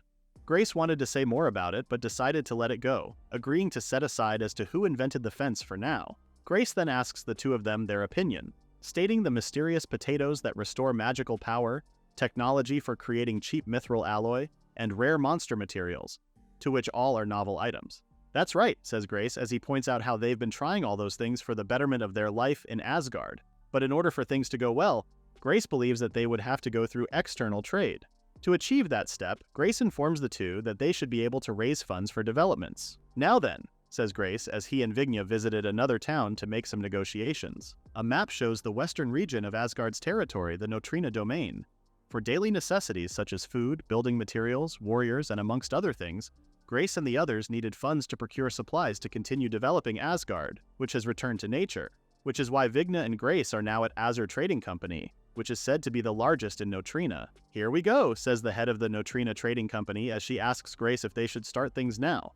Offered with the finest herbal tea, Grace thanks the server. Before Grace could have a sip of the tea and thank them for the refreshments, he stopped, as they did not expect that the head of the company would suddenly take and drink it. Grace guessed that the herbal tea was meant for the owner in the first place, which she then asked Grace what had brought them to their company. Removing his hat, the woman confirms that she is indeed dealing with Prince Grace Vermillion, third prince of the Vermillion Kingdom. For their negotiations, Grace wanted for the trading company to purchase some monster materials. Materials, you say? Says the woman, as she happily obliged to take a look at the materials Grace brought. The woman stutters first as she picks up the material and thinks of them as pebbles, and even thought that they would skip well on water. Hearing this, Grace was greatly disappointed. Grace explains that the material he brought are ancient fire dragon scales. Hearing that it came from an ancient fire dragon, the woman scoffs and tells Grace to stop joking around. The woman then told Grace that it is impossible to defeat an ancient fire dragon in Asgard, where the dragons are said to live. The ancient fire dragons are deemed so dangerous that the private soldiers of the trading company can't even go near them. The woman finds it so troubling as she could no longer believe Grace's lies even if he is royalty. Grace asks the woman, confirming if she was truly an appraiser. Grace then informs the woman that he would like for them to properly appraise the materials. "Excuse me," says Grace as he enters a shop. Pleased to make an acquaintance, Grace introduces himself as the Lord of Asgard and wishes to discuss some trade matters. The receptionist looked puzzled after hearing that Grace introduced himself as the Lord of Asgard. The receptionist asks for Grace to wait for a moment, to which Grace thanked the receptionist. As Grace and Vigna sat, he observed the surroundings and found the interior of the shop quite strange. What Grace noticed right away are the walls and ceilings that are made of good materials, but the chairs and tables seem to hastily be put together with cheap items. Seeing some charred spots on the walls, Grace wonders if those were traces of magic. From what Grace thought, the shop looked like they were somewhat attacked by thieves. A man appeared, apologizing to Grace for making him wait. The man then introduces himself as Edward Harrison, the head of the Harrison Trading Company. "It's a pleasure to meet you," says Edward, as Grace responds, likewise, to Edward. Going straight to the point, Grace tells Edward that he came to sell them some items. "Yes, of course," says Edward, and calls for Chris and orders him to bring them some for their two guests. Edward apologizes for their cheap furnishings, but was somewhat puzzled when he saw Grace and Vigna looked extremely pleased. After being handed their teas, Vigna was surprised and told Grace that they were actually offered tea. Grace asks if it was really okay for them to have such warm tea. Vigna notices Chris looking at her, which she then asks what the problem was. Chris explains how she just noticed Vigna's unusual hair color. Chris shares how it is a first for her to see such a color, which surprises her to see how beautiful a light blue hair would look like. Seeing how Vigna stares back at her, Chris notices how Vigna isn't calling her a cursed child and clarifies that she does not care about such a term. Vigna finally spoke, confirming Chris's name and thanking her for the compliment. Vigna shares that it's only the second time that she has been called beautiful. Chris was surprised to hear that she was the second person, making her wonder as to who would be the first person. Looking at how Vigna stared at Grace, Chris immediately understood as to who the first person was.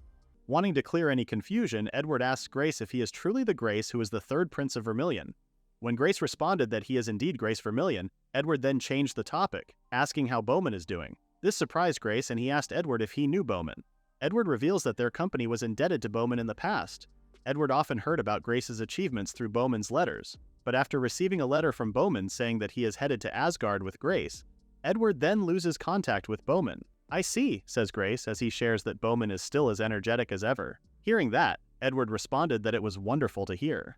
Grace never expected that they would receive proper treatment unlike the other companies because of Bowman's connections. With that in mind, Grace was thinking of buying some rare materials for Bowman as a souvenir. Edward asked to be excused as he wishes to start appraising the items Grace had brought. Hearing this, Grace responds, "Please do," In just a matter of seconds, Edward picks up the scale and was astounded, seeing that it was the real deal, an ancient fire dragon scale. Edward admits that he has never seen a genuine ancient fire dragon scale, not since his grandfather's time.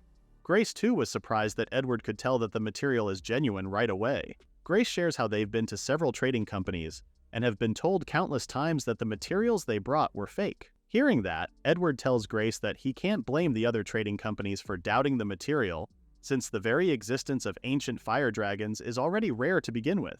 The materials are so rare that they may as well be displayed in a museum. Edward also isn't surprised if he was told that they are fake.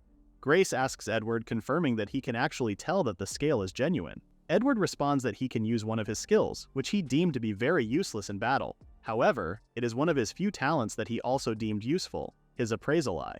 Changing the topic, since Grace brought genuine materials, Edward asks him if they defeated the monsters in Asgard. When Grace responds that they have and that lots of things happened as well, Edward becomes more intrigued, and finally sees why Bowman praises Grace. Seeing how Edward seemed to have a grasp of the true value of an item, Grace then shows the other items he had brought. Seeing the contents of the case, Edward mutters, "This is..." Grace shares that those are a specialty product from Asgard and wondered if he could sell them to Edward. After thinking about what Grace said, Edward asks Grace if he does not mind him using his appraisal skill on the items. Edward was shocked, as he couldn't believe that the small item he was holding was actual mithril.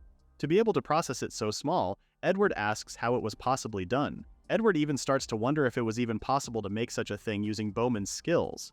Edward is certain that the item will revolutionize the concept of magical equipment, a true bundle of possibilities. Grace then informs Edward about the potatoes, and suggests that he will understand much faster if he actually tastes them. Grace had already prepared some that were cooked, which Vigna shares that he made into eudaimoni. After receiving the potato from Vigna and taking a bite from it, both Edward and Chris were surprised at how delicious it was. Edward instantly could tell that it wasn't just the taste, as he can also feel his magic power that was depleted by the appraisal eye recovering. Edward never expected that a mere potato could become a new means of recovering magic power besides potions, which he then asks Grace how on earth he created such a thing. Grace apologizes as he could not divulge such a secret. "I see," says Edward, as he offers Grace 50 gold coins for all the materials he brought. Seeing the amount of money on the table, both Grace and Vigna's eyes instantly shimmered. Grace asks Edward if it was really okay to give them that much. Edward reassures Grace that the items he had brought are certainly worth that much. Edward informs Grace that if he were to sell such items regularly, then he would be willing to pay even more. Chris grows concerned, telling Edward about the money. However, Edward reassures Chris that it is all right. Seeing that, Grace asks if there are any problems. Edward responds that it is nothing significant, revealing that the money he offered is all of his current assets. Grace asks Edward if he was sure with his offer and if it wouldn't affect his business. Edward tells Grace that there was no need for him to worry, as he stated that if he can't make a profit with such wonderful products, then he is simply unfit to be a merchant. Grace froze after hearing Edward's words. Edward then informs Grace that if he still has more to offer, he would take them. Grace was beyond grateful, thanking Edward. Grace reveals how they are short on daily necessities and believes that it would be helpful for them if Edward could sell their products regularly. "I see," says Edward as he reassures Grace that he will arrange for that arrangement. After being handed a piece of paper by Grace, Edward asks what it was. Grace informs Edward that the paper shows the safe land route to Asgard. Grace also informs Edward that they are currently recruiting residents and are prepared to accept anyone. With that information, Grace hopes that Edward would spread the word in Notrina that they are looking for immigrants and to give the map to those who are interested. Wanting to respond to Grace's trust, Edward asks Grace if he can shake his hand. After the two shook hands, Edward suggests to Grace that they seal the deal, as he now looks forward to a long and prosperous relationship. With Grace drained from the negotiations, Vigna cheerfully tells Grace, "That's great." Grace too felt the same way, as he admits how he wasn't sure things would turn out. Vigna approaches Edward and Chris, thanking them for taking care of even the smallest details. Edward responds that it was only natural and how they are looking forward to a long-term relationship. Edward whispers, telling Vigna that they too must strive to be cherished by Grace, just like his wife. Hearing that, Vigna turns red as she asks Edward if the wife he is referring to is her. Vigna then informs Edward that he may be misunderstanding something. Puzzled, Edward asks if that was truly not the case. However, Edward stated that it was just what his appraisal skill indicated. Vigna was shocked and asked if even the appraisal eye could tell such information. Chris too was surprised, asking Vigna if Grace and her are not yet dating. "What's with you two?" says Vigna as she tries to explain that her relationship with Grace isn't like that. Chris calls Vigna's name and tells her that she would be happy to help her with anything regarding Grace. Vigna turns to Chris. asking her if she would really do that. Chris reassures Vigna that she will, sharing how love-related businesses are quite profitable. Shocked, Vigna tells Chris that she's got quite the business sense. While Chris is busy interacting with Vigna, Edward approaches Grace, asking for a moment of his time. Grace asks Edward what it is about. Edward first apologizes for disturbing his rest and tells Grace that it is something he wanted to discuss regarding his older brother. Edward shares that in the past, their company had dealings with the second prince, Kyle Vermillion. Since Kyle's approach was one-sided, Edward made it simpler for Grace to understand that they suffered significant loss because of it. Grace finally understands why the place looked as it is, which he then apologizes for his brother's actions. "Not at all," says Edward as he tells Grace that an apology wasn't necessary since the dealings they had with Grace were the complete opposite, which truly excites Edward. From what Edward heard, Kyle is currently on good terms with Azure Trading Company, a large company. Edward believes that the reason is the high-grade potion market, which the company is currently monopolizing. However, if Edward can continue trading with Grace in the future, he believes that it is possible for him to crush the Azure Trading Company. Understanding Edward's plan, Grace too agreed how exciting the future entails for the both of them.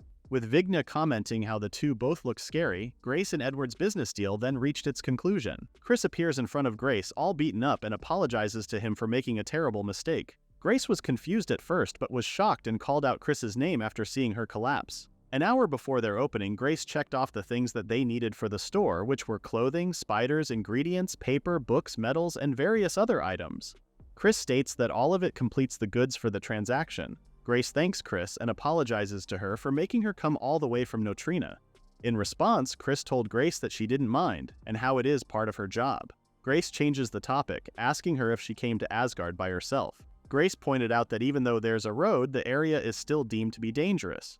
This led Grace to believe that Edward is quite the slave driver. Chris reassures Grace that there's no need to worry about that, sharing how she too has talent that is like Edward. Showing a crest on her body, Chris reveals that her talent is a monster-repelling crest. As the name suggests, it's an ability that prevents monsters from attacking Chris. The talent, though, only applies to Chris, which Chris does not deem the talent powerful. However, it is still useful enough which allows her to transport goods without encountering danger when she's alone. Despite Chris's reassuring words, Grace was still worried and asked Chris if Edward didn't tell her to hire adventurers. Chris responded that Edward did inform her, and even received money for it. Hearing this shocked and confused Grace. Chris explains that if she does the task alone, then she would be able to keep the saved personnel costs to herself. Chris then asks Grace to not tell Edward of her secret. Learning of Chris's secret, Grace comments how she is quite the cheapskate. Chris then changes the subject and asks Grace if she has any romantic feelings for Vigna. Grace was shocked and muttered, "Huh?" Grace asks Chris why she suddenly asked such a question. Chris reveals that she only thought of trying some sales pitch to Grace while she was around. Grace was yet again shocked and confused as to why Chris made the question as her sales pitch. Chris showed Grace a brand of necklace that is popular in Notrina currently. Chris pointed out how the necklace had a noble image and is very well received. Looking at the price, Grace was shocked to see how expensive it was. Chris asks Grace what he thought about it and commented how it would suit Vigna. After thinking about it, Grace came to a realization that he had only bought souvenirs for Bowman and had not given anything to the girls. Chris was shocked and asked Grace if he really meant it after hearing Grace ask to purchase 2 of the necklace. Chris got onto her carriage and told Grace that she couldn't stay any longer as she needed to hurry back and prepare the documents. Chris tells Grace that it will take some time for the special order. Back at the present, Vigna tells Chris how she had made quite a mess, which Chris continues to apologize for. Seeing it for himself, Grace deemed it as a major accident. Chris explained how she was in a hurry to get back and ended up crashing the carriage into a tree. Although there were no monsters that would threaten Chris's life, what she didn't expect is that the roads would be in terrible condition. The direct road to Notrina was forcibly made since Grace still didn't have enough money or manpower to maintain it. Grace finds it quite troublesome since, in their current situation, they can't even think about road maintenance. However, Grace still understood that they needed safe distribution routes to make money. Grace thought and wished that they'd have a good solution. Vigna suggested the idea of burning the entire forest, which surprised Grace and commented how it was quite a sudden suggestion. Grace reminded Vigna that there are still many monsters lurking in Asgard forest, to which Vigna responded, "Oh, that's right." Grace thought that there was no point in just thinking about it, as he believes that the World Library would be able to help them in their situation. Opening his World Library, Grace searched for a method about anything they can do with what's in Asgard. With so many pages falling from the shelves, Grace eventually found a page that shows the rubber trees which are growing in clusters around the Mad King's mansion. By adding slime fluid to the rubber tree, they would be able to come up with something. Before Grace could say what it was, Vigna cuts him off, asking him if he is okay. Confused and embarrassed, Grace only muttered, "Huh? Oh." Vigna asks Grace if he was using his talent again, and informs him how scary Grace becomes whenever he suddenly faints like that. Grace too finds it scary after Vigna informed him how he actually looked when going to the World Library. Grace then informs the two that he has found a way to break through their current situation. For their first step, Grace shares that they must obtain slime fluid. Slime? Asks Vigna as she was confused with what Grace needed. The next day, Grace and the others visited the slime colony area within Asgard. Slimes are monsters that voraciously absorb living things and emit a corrosive mucus that dissolves everything weak against magic. Grace, though shocked, was able to block the slime's attack. However, seeing the damage that it could deal to someone like him who does not have offensive magic, Grace relied on Vigna, as he informs her that only magic works on slimes. "Leave it to me," says Vigna, as she charges towards the slime colony. After jumping over the slimes, Vigna then used the Thunder Emperor's arm, Thunderous Rain, to eradicate the slime. With such a powerful attack, the slimes were easily killed off. Galatea, who's holding a bucket, catches all the slime fluids. Galatea calls Grace's attention, telling him that they have gotten a huge haul of slime fluid.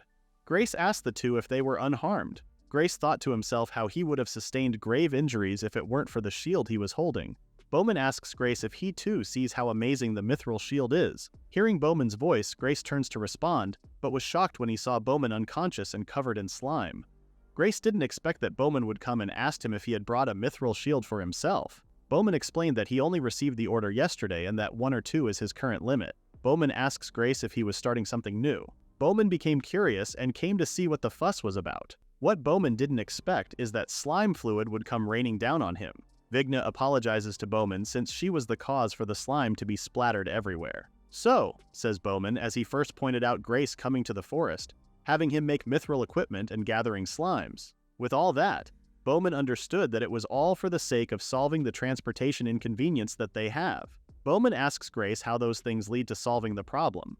Grace explains to Bowman the process, which the first step was to collect the sap from rubber trees by making cuts from them. By mixing the sap with the slime fluid, they would be able to create a material that is rich in elasticity, which Grace calls rubber. Vigna has never heard of rubber before and asks Galatea if she has some information about it. Galatea responded that she has and revealed that some of her parts are made of rubber, which surprised Vigna and asked Galatea if that is really true. "I see," says Bowman, as he stated that it would no longer matter if the road is rough since Grace will be making a vehicle using the rubber. Grace points to Bowman, praising him for being able to catch on so quickly in his plan. However, the vehicular rubber idea wasn't Grace's real purpose. "Anyway," says Grace as he informs everyone that their immediate goal is to create rubber and how nothing can start until they achieve it. Galatea promises to do her best in supporting Grace. Bowman then asks Grace if he knows the mixing ratio of the sap and the slime fluid. Grace smiles at Bowman, telling him that he has no idea at all. Bowman smiles back as he comments how the journey looks to be going tough. For several days, Grace, along with everyone else, continues to generate latex, which is the solidified tree sap. Galatea would then knead the latex by adding it with slime fluid. Using the material that went through vulcanization, Grace and the others achieved a series of trial and errors for days. Everyone eventually reached their limit and ended up laying on the ground. Exhausted, Grace stated how it was no good and that nothing would work at all. Due to insufficient level, only a rough recipe could be obtained from the World Library. This led Grace to ask why his skills are always like that. With the current information they have, Grace and everyone else will have to keep trying different things, calling it a battle of patience. Galatea then approached Grace and Bowman, asking a moment of their time. Galatea revealed that she has brought them a late-night snack, potato butter. With his eyes glowing, Grace asks if it was okay. Bowman also had thoughts of eating such food at that hour. Grace thanks Galatea for the food as he had some. After taking his first spoonful, Grace comments how it was so comforting. Galatea stated that thanks to the supplies that they got the other day, they've been able to expand their cooking repertoire. As Grace continued to eat the potato butter, he suddenly thought of Vigna and asked Galatea if it was Vigna who made it. Shocked, Vigna peeks at them and asks Grace how he knew. Grace responded that it was just a hunch and asked Vigna why she was hiding. Vigna explains how she has no idea what everyone is currently doing and that making the food was all she could do. Vigna admits that cooking is not her best trait and was really worried that the food might taste bad. "Anyway," says Vigna, as she told everyone that she will be cheering for them and hopes that they would do their best. Grace wiped his face and thanked Vigna. After eating such delicious food, Grace becomes more motivated. Vigna spoke to Galatea since she knows a lot about cooking. Vigna then thanks Galatea for teaching her various things. Galatea felt honored but pointed out how Grace immediately knew who made the food. Galatea then continues to tease Vigna, pointing out the possibility that Grace knew right away because it was Vigna's cooking. Embarrassed and annoyed, Vigna asks Galatea why she is suddenly grinning. Fixing her face, Galatea explains that due to lack of power, some malfunctions may have appeared in her facial expression control system. Hearing that, Vigna thought about how Galatea would only bring up her robot features when it's convenient. Grace and everyone else continued to work at full capacity for a full month. After a long and exhausting process, everyone finally completed their goal. At the Harrison Trading Company, Edward welcomes Grace and thanks him for coming all the way to Notrina. Grace responded how he does not mind visiting Notrina since it was Edward who's always transporting goods for them. After telling Edward that they are even, Grace notices something and asks Edward about the sudden change of atmosphere in the store. Edward responded that there are changes and was glad that Grace noticed it. Edward explained how the products from Asgard have been a huge hit. Edward first mentioned that the potatoes are very popular amongst adventurers as an affordable way to obtain recovery potions that double as food for their journeys. As for the mithril alloy, Edward's store has been receiving bulk orders from the blacksmith guild and weapon shops. Hearing all that, Grace comments how the news sounded great. Grace turns serious and asks about Azure. Edward shares how there has not yet been any particular movement and that there is nothing for them to worry for the time being. Edward states that their advantage of being able to trade with Grace is something that won't be easily shaken. "I've been waiting for this," says Edward, as Grace had told him that there was another product that Edward needs to see. Stepping outside, Chris first asked if it was a new carriage. Edward corrects Chris, asking Grace if the new product he is referring to is the wheels. Grace expected nothing less from Edward, who has the appraisal eye. Grace then introduces his new product to Edward, the rubber tires. Grace believes that seeing is believing, and that it would be much quicker for Edward to understand how amazing it is if he takes a ride. Edward accepts the offer and gets inside the carriage, testing it out near the forest of Notrina. Inside the carriage, Grace explains to Edward that their new product, which is made of rubber, is a material that absorbs shock. By attaching tires to carriages, everyone can achieve stable travel even on rough roads. When Grace mentioned that the carriage can run with a sense of stability, Edward was shocked and asked if drinking tea was possible while standing on one foot. Edward admitted that the ride was indeed comfortable, which he then asks Grace if he plans on selling the tires. "Ah, well," says Grace as he tells Edward that it is not quite it. Grace then pointed out that it was now about the materials for the tires, which he calls slime rubber. Grace wishes to make a contract regarding the rights to the material. Edward asks Grace about the rights and if Grace meant what he is thinking. Grace reminded Edward of one of his carriages that was badly damaged due to the terrible road condition in Asgard. Edward admitted that such an incident happened. Grace explained that they made the carriage with tires to overcome that same situation. However, as long as the roads aren't improved, they can't expand the scale of their business. Since Grace still does not have the funds for road construction, he handed Edward a document. With just one look, Edward immediately understood that it was the method for perfectly manufacturing slime rubber that Grace and everyone else developed for the past few months. In the document, Grace shared that there are also compiled ideas for potential products. Grace wanted to lease the rights to Edward, as they hoped they would wish for Harrison Trading Company to handle the manufacturing and sales. That way, Grace believes that they would expect an increase in sales while keeping physical transactions small scale. With the money gained from leasing the rights, Grace would use it to improve the distribution routes, which would lead for physical transactions to increase as well. After sharing his current plan for the future, Grace asks Chris and Edward about their opinions. Asking for his thoughts, Edward responded that to him, he wanted to be certain that Grace is sure about it. Edward is deeply fascinated with the slime rubber and other product ideas. Edward is also certain that their business scale would reach a whole new level if they were to sell such products. Even without using his appraisal eye, Edward could see the stack of information turning into gold bars. Chris wanted to get straight to the point and asked Grace how their respective shares would be divided. Grace agrees that it is indeed an important point and is open for discussion. However, Grace already had something in mind. Both Edward and Chris were shocked when Grace told them that they will take 20% of the sales and the rest will be for the Harrison Trading Company. With their eyes glowing, both Edward and Chris asked Grace if he was certain of his decision. Grace had already considered the costs of manufacturing and sales. He believes that his proposed division is just fair. Seeing how Edward and Chris react, Grace thought about how the two are wearing their emotions on their sleeves. Edward pointed out to Grace that their transaction is quite a large scale, which meant that they need to be more careful with the contract. Edward suggests that they go back to the shop and have some warm tea, while they carefully work out the details of the contract. Grace smiles and responds, "Gladly." Returning to the shop, the negotiations between Grace and the Harrison Trading Company proceeded smoothly, as both parties agreed to all conditions. which led to the contract being signed. As Grace stood up, Chris called for his attention and handed him the items he requested before.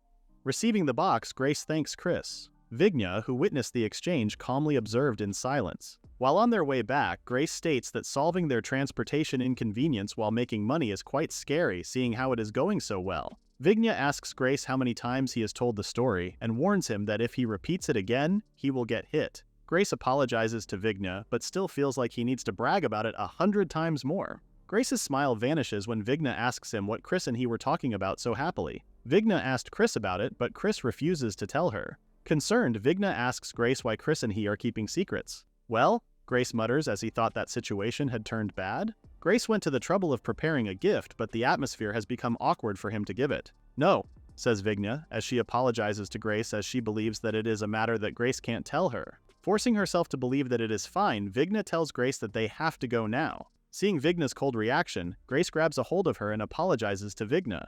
Grace explains that it was something he didn't want to keep as a secret. Grace blames himself for not having the knowledge to bring up such matters in the situation that they are in. Taking off his hat, Grace hands Vigna a necklace and explains that he bought it from Chris, hoping that it would express his daily gratitude towards Vigna. Grace was planning to properly give it to Vigna another time, but seeing how things escalated for the worse, Grace thought that giving it now was the best option. Receiving the necklace, the first thing Vigna had thought of was a proposal. Vigna then corrects herself as she hears Grace telling her that it was something about his daily gratitude. However, Vigna couldn't believe that Grace would just casually give such an expensive necklace. Vigna remained silent and flustered, wondering what Grace was thinking. Seeing no reaction from Vigna, Grace tries to call her name. Vigna responded that it was nothing and how she was just surprised. After thanking Grace, Vigna asks for him to put it on for her. "Ah, of course," says Grace. Vigna asks for Grace to stop, which puzzles Grace, muttering. Vigna then informs Grace that they have been surrounded. Surprised and flustered, Grace and Vigna asked what was happening and who the people were. Hearing the name Grace, a man asked them if he had heard them correctly. Kneeling in front of Grace, the man asks him if he was truly Grace Vermillion. Seeing this act left Grace speechless and puzzled. The man apologizes for his sudden intrusion and introduces himself to Grace as Agni. Agni explains to Grace that he and another couple of people are looking for a place that will accept them. Agni and the others previously were living in a frontier village along the border with a neighboring country. Unfortunately, a war broke out, which led to them being drifted all the way to Notrina. Grace asks Agni if he had heard of him from Edward. Agni responded that he did, and explained how Edward approached him when he was sitting troubled in the street. "I see," says Grace as he learns that the man has been through a lot. Thinking of accepting refugees, Grace remembers the creed of the country's king, which is, "Strength is everything." It is a common occurrence in Vermillion, which Grace is certain that his grandfather and brothers wouldn't probably even bat an eye at. Grace was distracted by the loud grumbling sound coming from the woman's stomach. The woman apologizes and explains how she tried to keep it quiet. Grace turns to the woman, asking her how many days does it take without food to make such a loud sound. After the woman apologized, Grace knelt in front of the woman and handed her sweets that he got from the trading company, wishing for them to at least eat it. With eyes glowing, the woman asks Grace if it was really okay, to which Grace responded, "Of course." Grace offered some to the boy as well, but the boy looked away and asked for Grace to give everything to Noel. Grace told the boy that his attitude is quite commendable, but then told him that once they return to his domain, there will be plenty of food stockpiled and that there will be no need for him to hold back. The boy ends up accepting Grace's offer and thanked him for it. A man approached Grace, asking him if it meant that they were being accepted. Surprised at how his friend reacted, the bald man could only mutter, "Hey." Grace looks at them and tells them that it is the plan. Grace informed everyone that they are prepared to accept immigrants, which is also the reason why he asked Edward to help with the announcement. Grace brought up the fact that Agni and the others came from a frontier village, which he then asks for their help. Grace guarantees Agni and the others their livelihood, in exchange that they would lend their strength to Grace in developing Asgard. Agni was beyond grateful to Grace and expressed how they are very lucky to have met him. A little embarrassed, Grace responds, "The pleasure is mine, Agni." Grace turns to the two men and asks them if they have any objections, to which the two respond that they do not, and also thank Grace. Turning to Vigna, Grace asks her if they should now return to Asgard. Closing her eyes, Vigna responds, "Yes." After their journey back, Grace and the others eventually reached Asgard. Galatea enters Grace's room, informing him that the immigrants have finished their meals and have now settled down. Calling Grace's attention, Galatea notices that Grace's clothes have changed. Grace responded that he had the clothes tailored in town. Galatea then asked Grace what the papers were.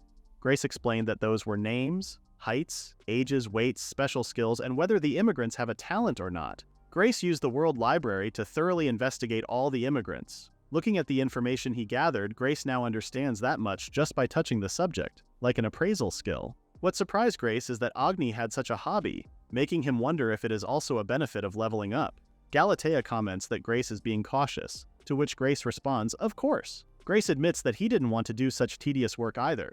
But thinking how far they've come so smoothly, Grace thought that he would rather not accept some troublemaker and have everything that they've built fall apart. In his investigation, Grace felt reassured and told Galatea how there was no need for them to worry this time.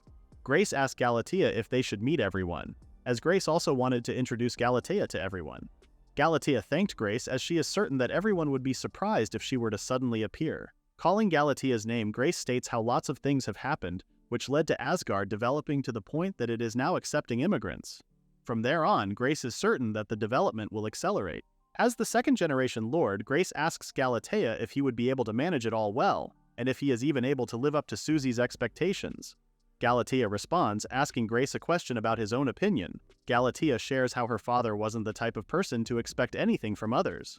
With Susie having that type of attitude, it is also the reason why the previous Asgard was passive about interacting with the outside world, which flourished on a small scale and then perished. From what Galatea observed, Grace is going in the opposite direction, which is spreading the knowledge and relics of Susie to the outside world. Galatea believes that her father's works and their value are steadily expanding. If Susie were to have witnessed what Grace has done, Galatea believes that her father would have said something along the lines of, "If I were to entrust the future of Asgard to someone, it would have to be you." Hearing that made Grace feel happy. Grace asks Galatea if she thinks so and hopes that she is right.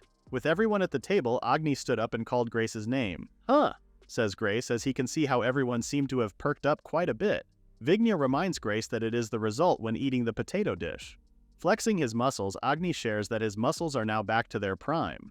Shocked, Grace was not even able to recognize Agni immediately after his sudden change. Grace first apologizes to everyone for the abruptness and reveals that he has used his talent to thoroughly investigate their backgrounds. Shocked, the man mutters, "Everything?" Grace understands that everyone has their circumstances, but points out that it would be too late if problems arose later, and hopes that they won't take offense. Agni believes that it is natural and that they have nothing to hide, to which he then asks Grace if they had met his standards. Grace responds that they did, which he then shifts to the main point. Based on the information from his talent, Grace wishes to assign roles in Asgard. Calling both Johnny and Alfred's names, Grace brought up how the two have high aptitude and experience in agriculture, which he then gave the news that he will be transferring a portion of land from a nearby village to them, and wished for the two to start farming there. Alfred stood up asking for Grace to slow down, which both Alfred and Johnny asked Grace to confirm if he was truly giving them land. Grace responds that they have plenty of land to spare as of the moment. Alfred asks Grace again if he is certain of his decision.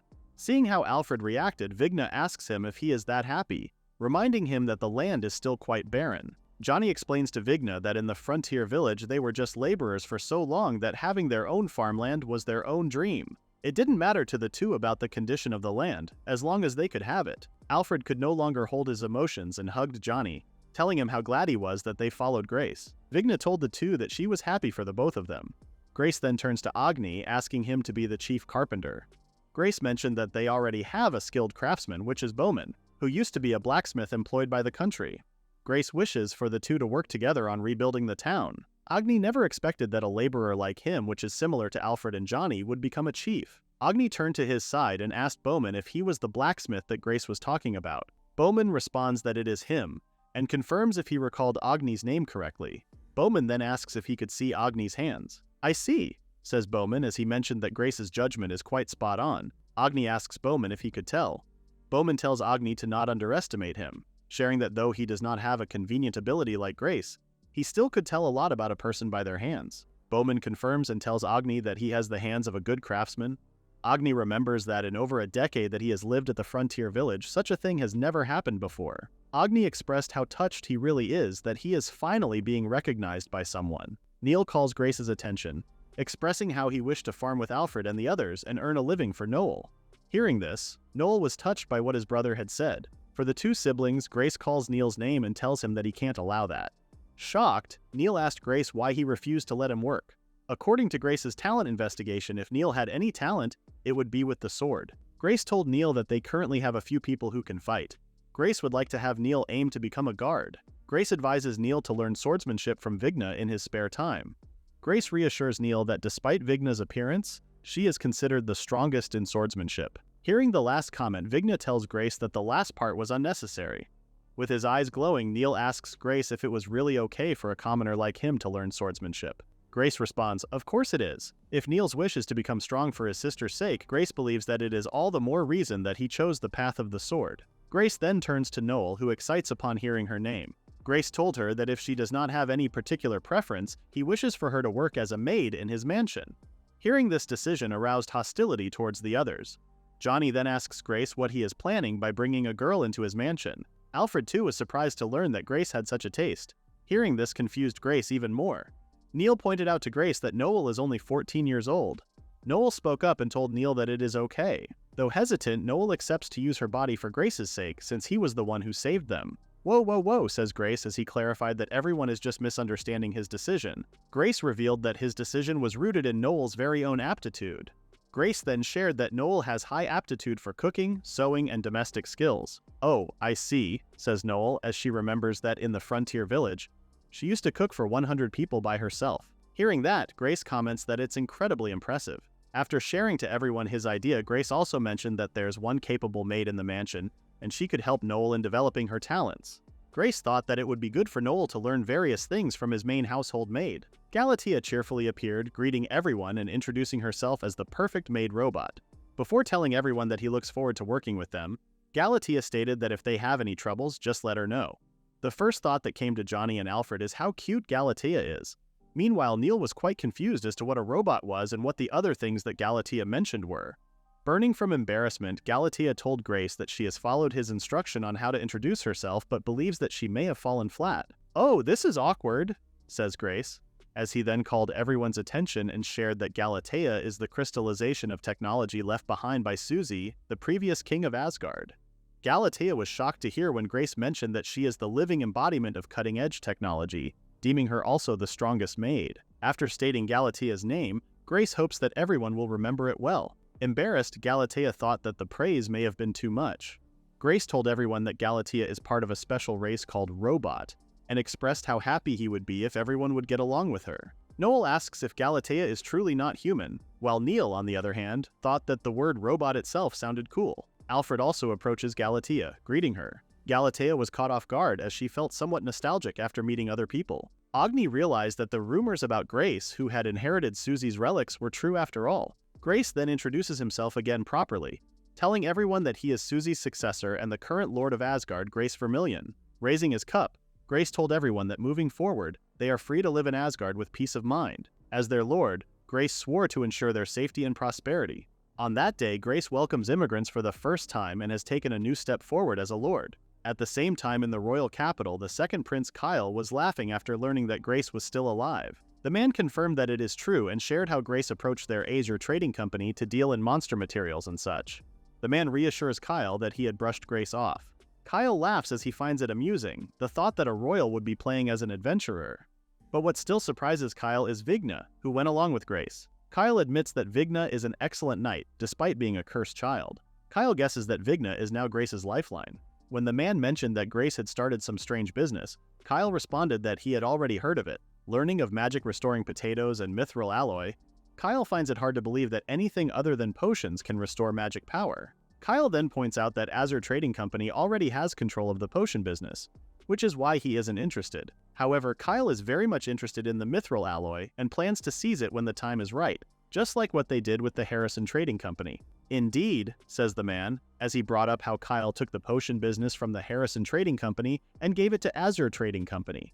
Thanks to Kyle's help, Azure Trading Company is now thriving.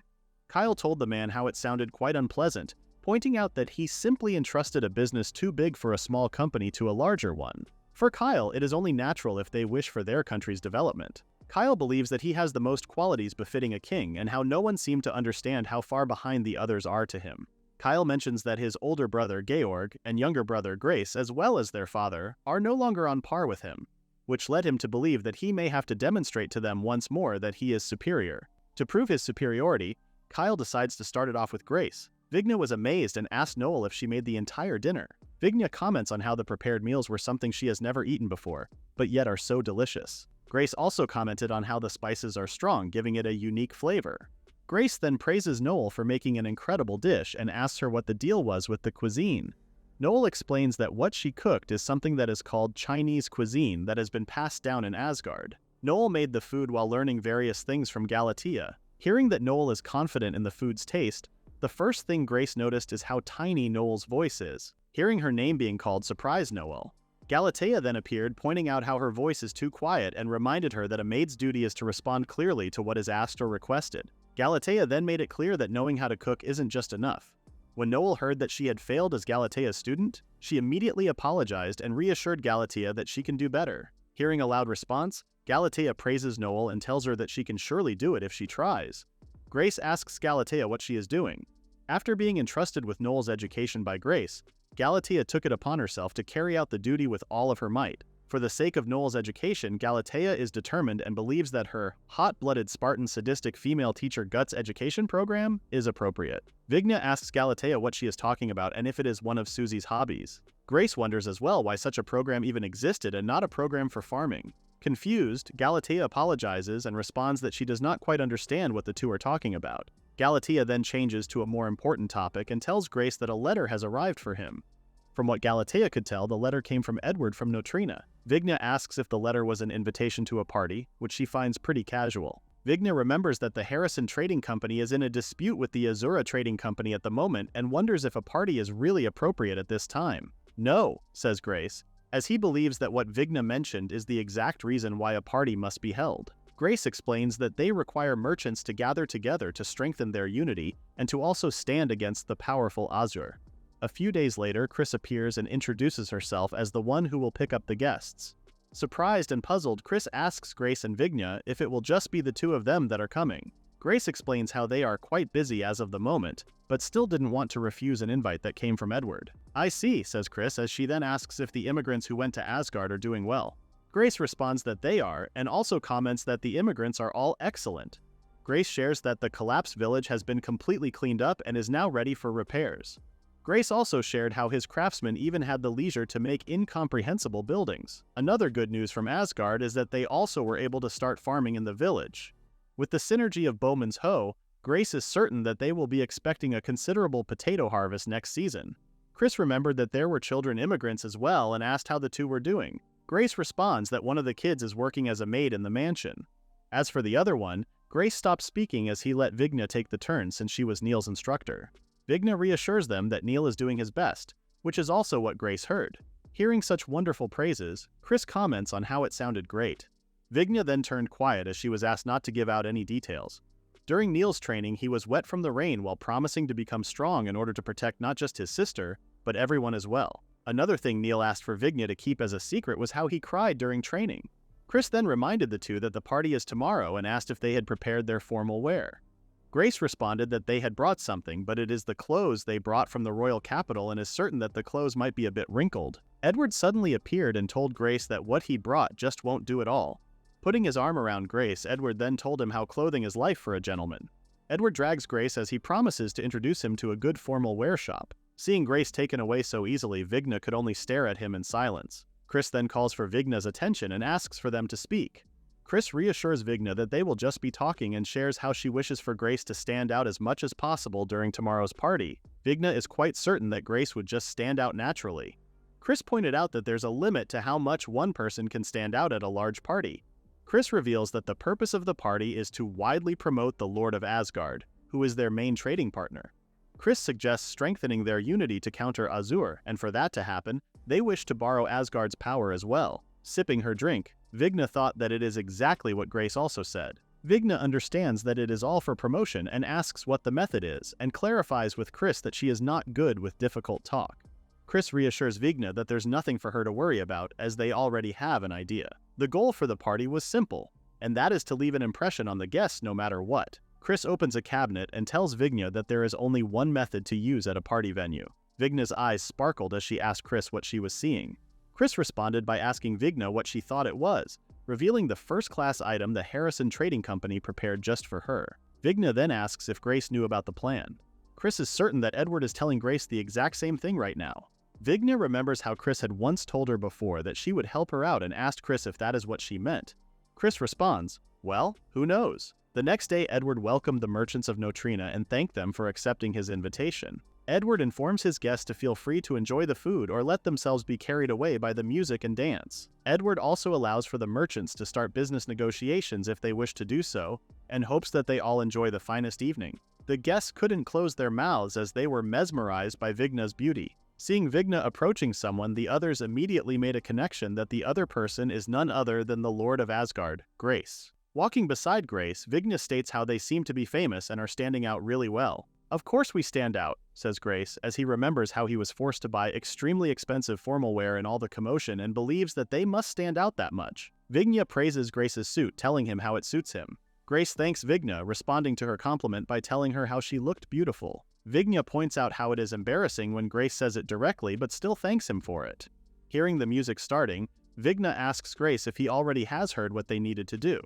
Grace responds that he does and calls for Vigna's name, asking her for a dance. "Of course," says Vigna as she delightfully accepts Grace's hands. The two were requested to stand out with their dancing, to which the two also agreed that Edward was asking too much of them. Grace remembers how it has been a while since they last danced together and how Vigna used to help him practice a lot in the past. "Yes," says Vigna as she states how it brings back memories before she became Grace's knight. Vigna was an orphan and did not know her parents' faces or names and was just abandoned by them one day. Vigna heard that someone from the orphanage had taken her in. Vigna wondered why she was abandoned, but later learned and understood the reason. A nun calls for Vigna, handing a couple of coins and telling her that it was her allowance and to use it wisely. Unable to voice any concern, Vigna accepted the money and thanked the nun. After giving the allowance, the nun then left immediately.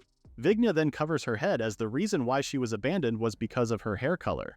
The tale of the blue-haired cursed child who caused magical power to run amok. Even though it was just a tale, amidst such a life, there was only one thing Vigna looked forward to: using the allowance she earned by helping the sisters with their work. Once a month, Vigna would buy her favorite sweets. Opening the store's door, Vigna makes her presence known, calling for the shop owner and asking for her usual cookies. Vigna was shocked when she was suddenly pushed and told to stay outside as she can't enter the store right now.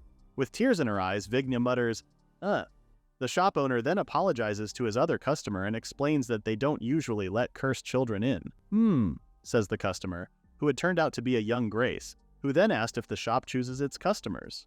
Grace was not surprised why the shop isn't thriving, despite it being already such a small store. The shop owner tries to defend himself but could not construct a proper sentence. Grace tells the shop owner that a person's true nature comes out at crucial moments, a comment that angers the shop owner. Grace stepped outside and mentioned Vigna's hair.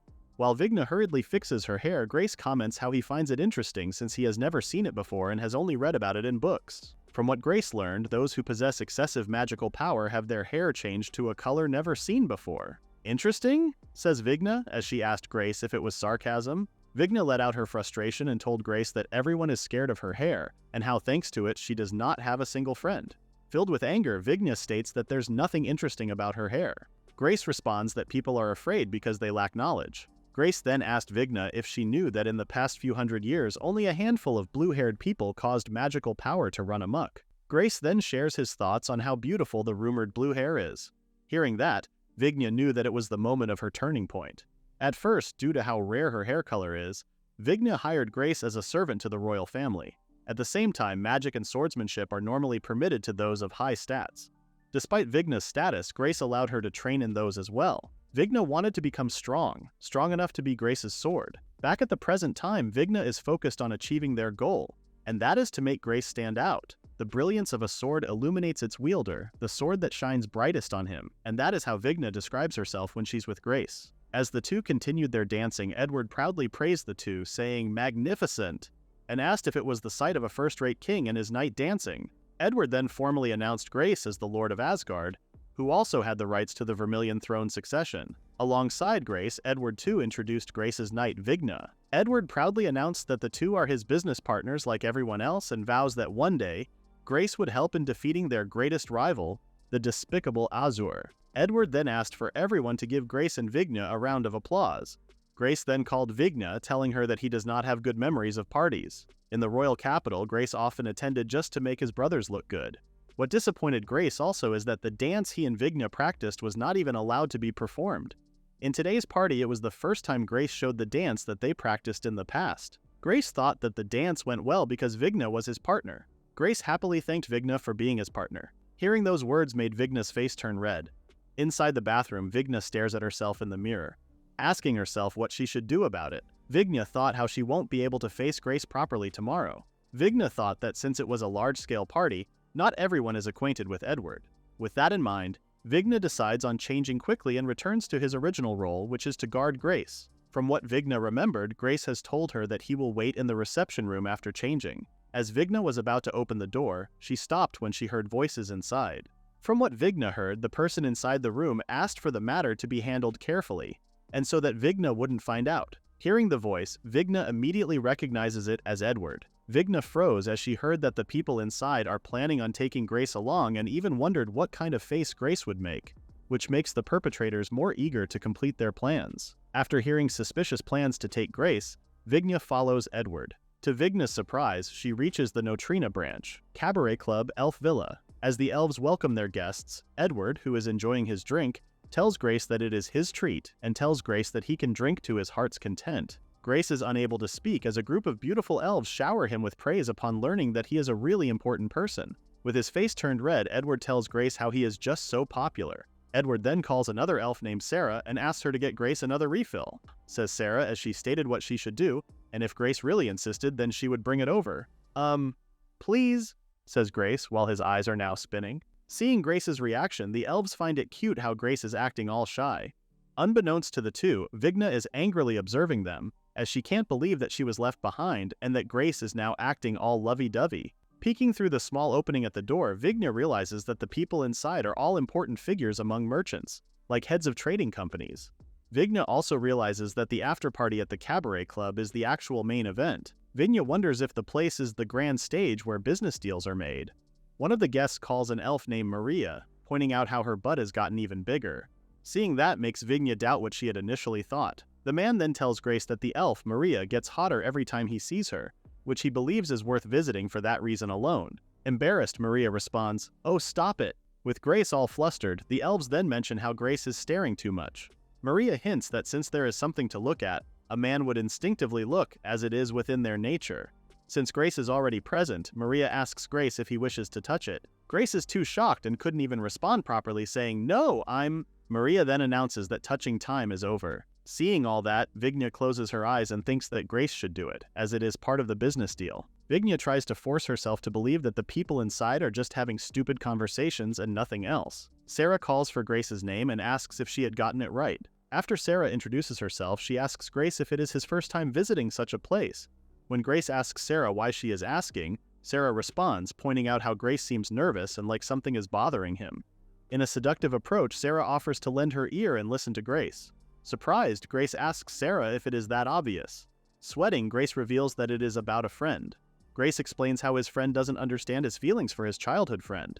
With that thought in mind, Grace's friend said how his childhood friend is rough and stupid but is kinder and works harder than anyone else. Grace momentarily slips, referring to himself, but then changes the subject to his friend and mentions how he is always focused on work. Meanwhile, Vigna is still peeking from the outside but couldn't hear what was being talked about. Grace, who keeps referring to himself as his friend, states that he never thought about such a thing before but now finds himself thinking about his friend. Listening to Grace, Sarah tells Grace that the problem is that his friend does not understand his own feelings, which is quite simple to discern. "Huh," Grace responds.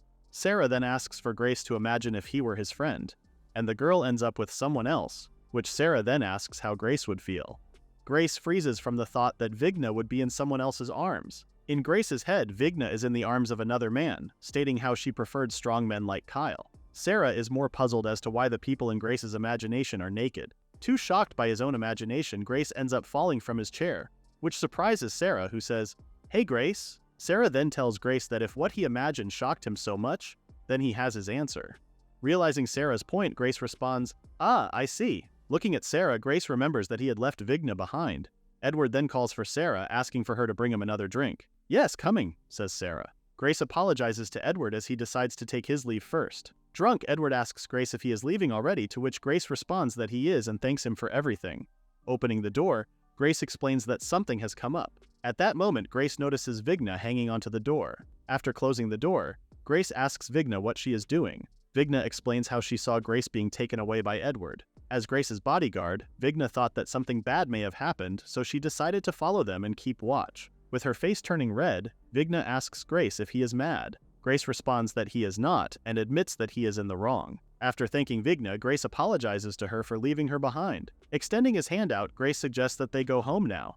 Vigna is speechless as she did not expect such an action from Grace. "Okay," says Vigna as she holds Grace's hand. Curious as to what was being talked about inside the cabaret, Vigna tells Grace that she couldn't hear much of what was said inside and asks him why he stumbled at the end. "That's, says Grace, as he is not quite sure how to explain it to Vigna. Meanwhile, at the Azure Trading Company, the owner is pissed off at the Harrison Trading Company for hosting a grand party without informing her. Sabus states that such an action is quite insolent, and asks the owner what they should do. The owner remembers that Sabus went to the royal capital recently and asks what Kyle said. Sabus relays what Prince Kyle said, that as long as the merchandise is safe, then they can do as they please. "I see," says the owner, as she is certain that there is nothing for them to fear as long as they have Prince Kyle's backing. The owner then informs the cursed dragon tamer, Rufus, that it is now time to work. That is the end of the recap at Chapter 9. Please read the pinned comment about the next part.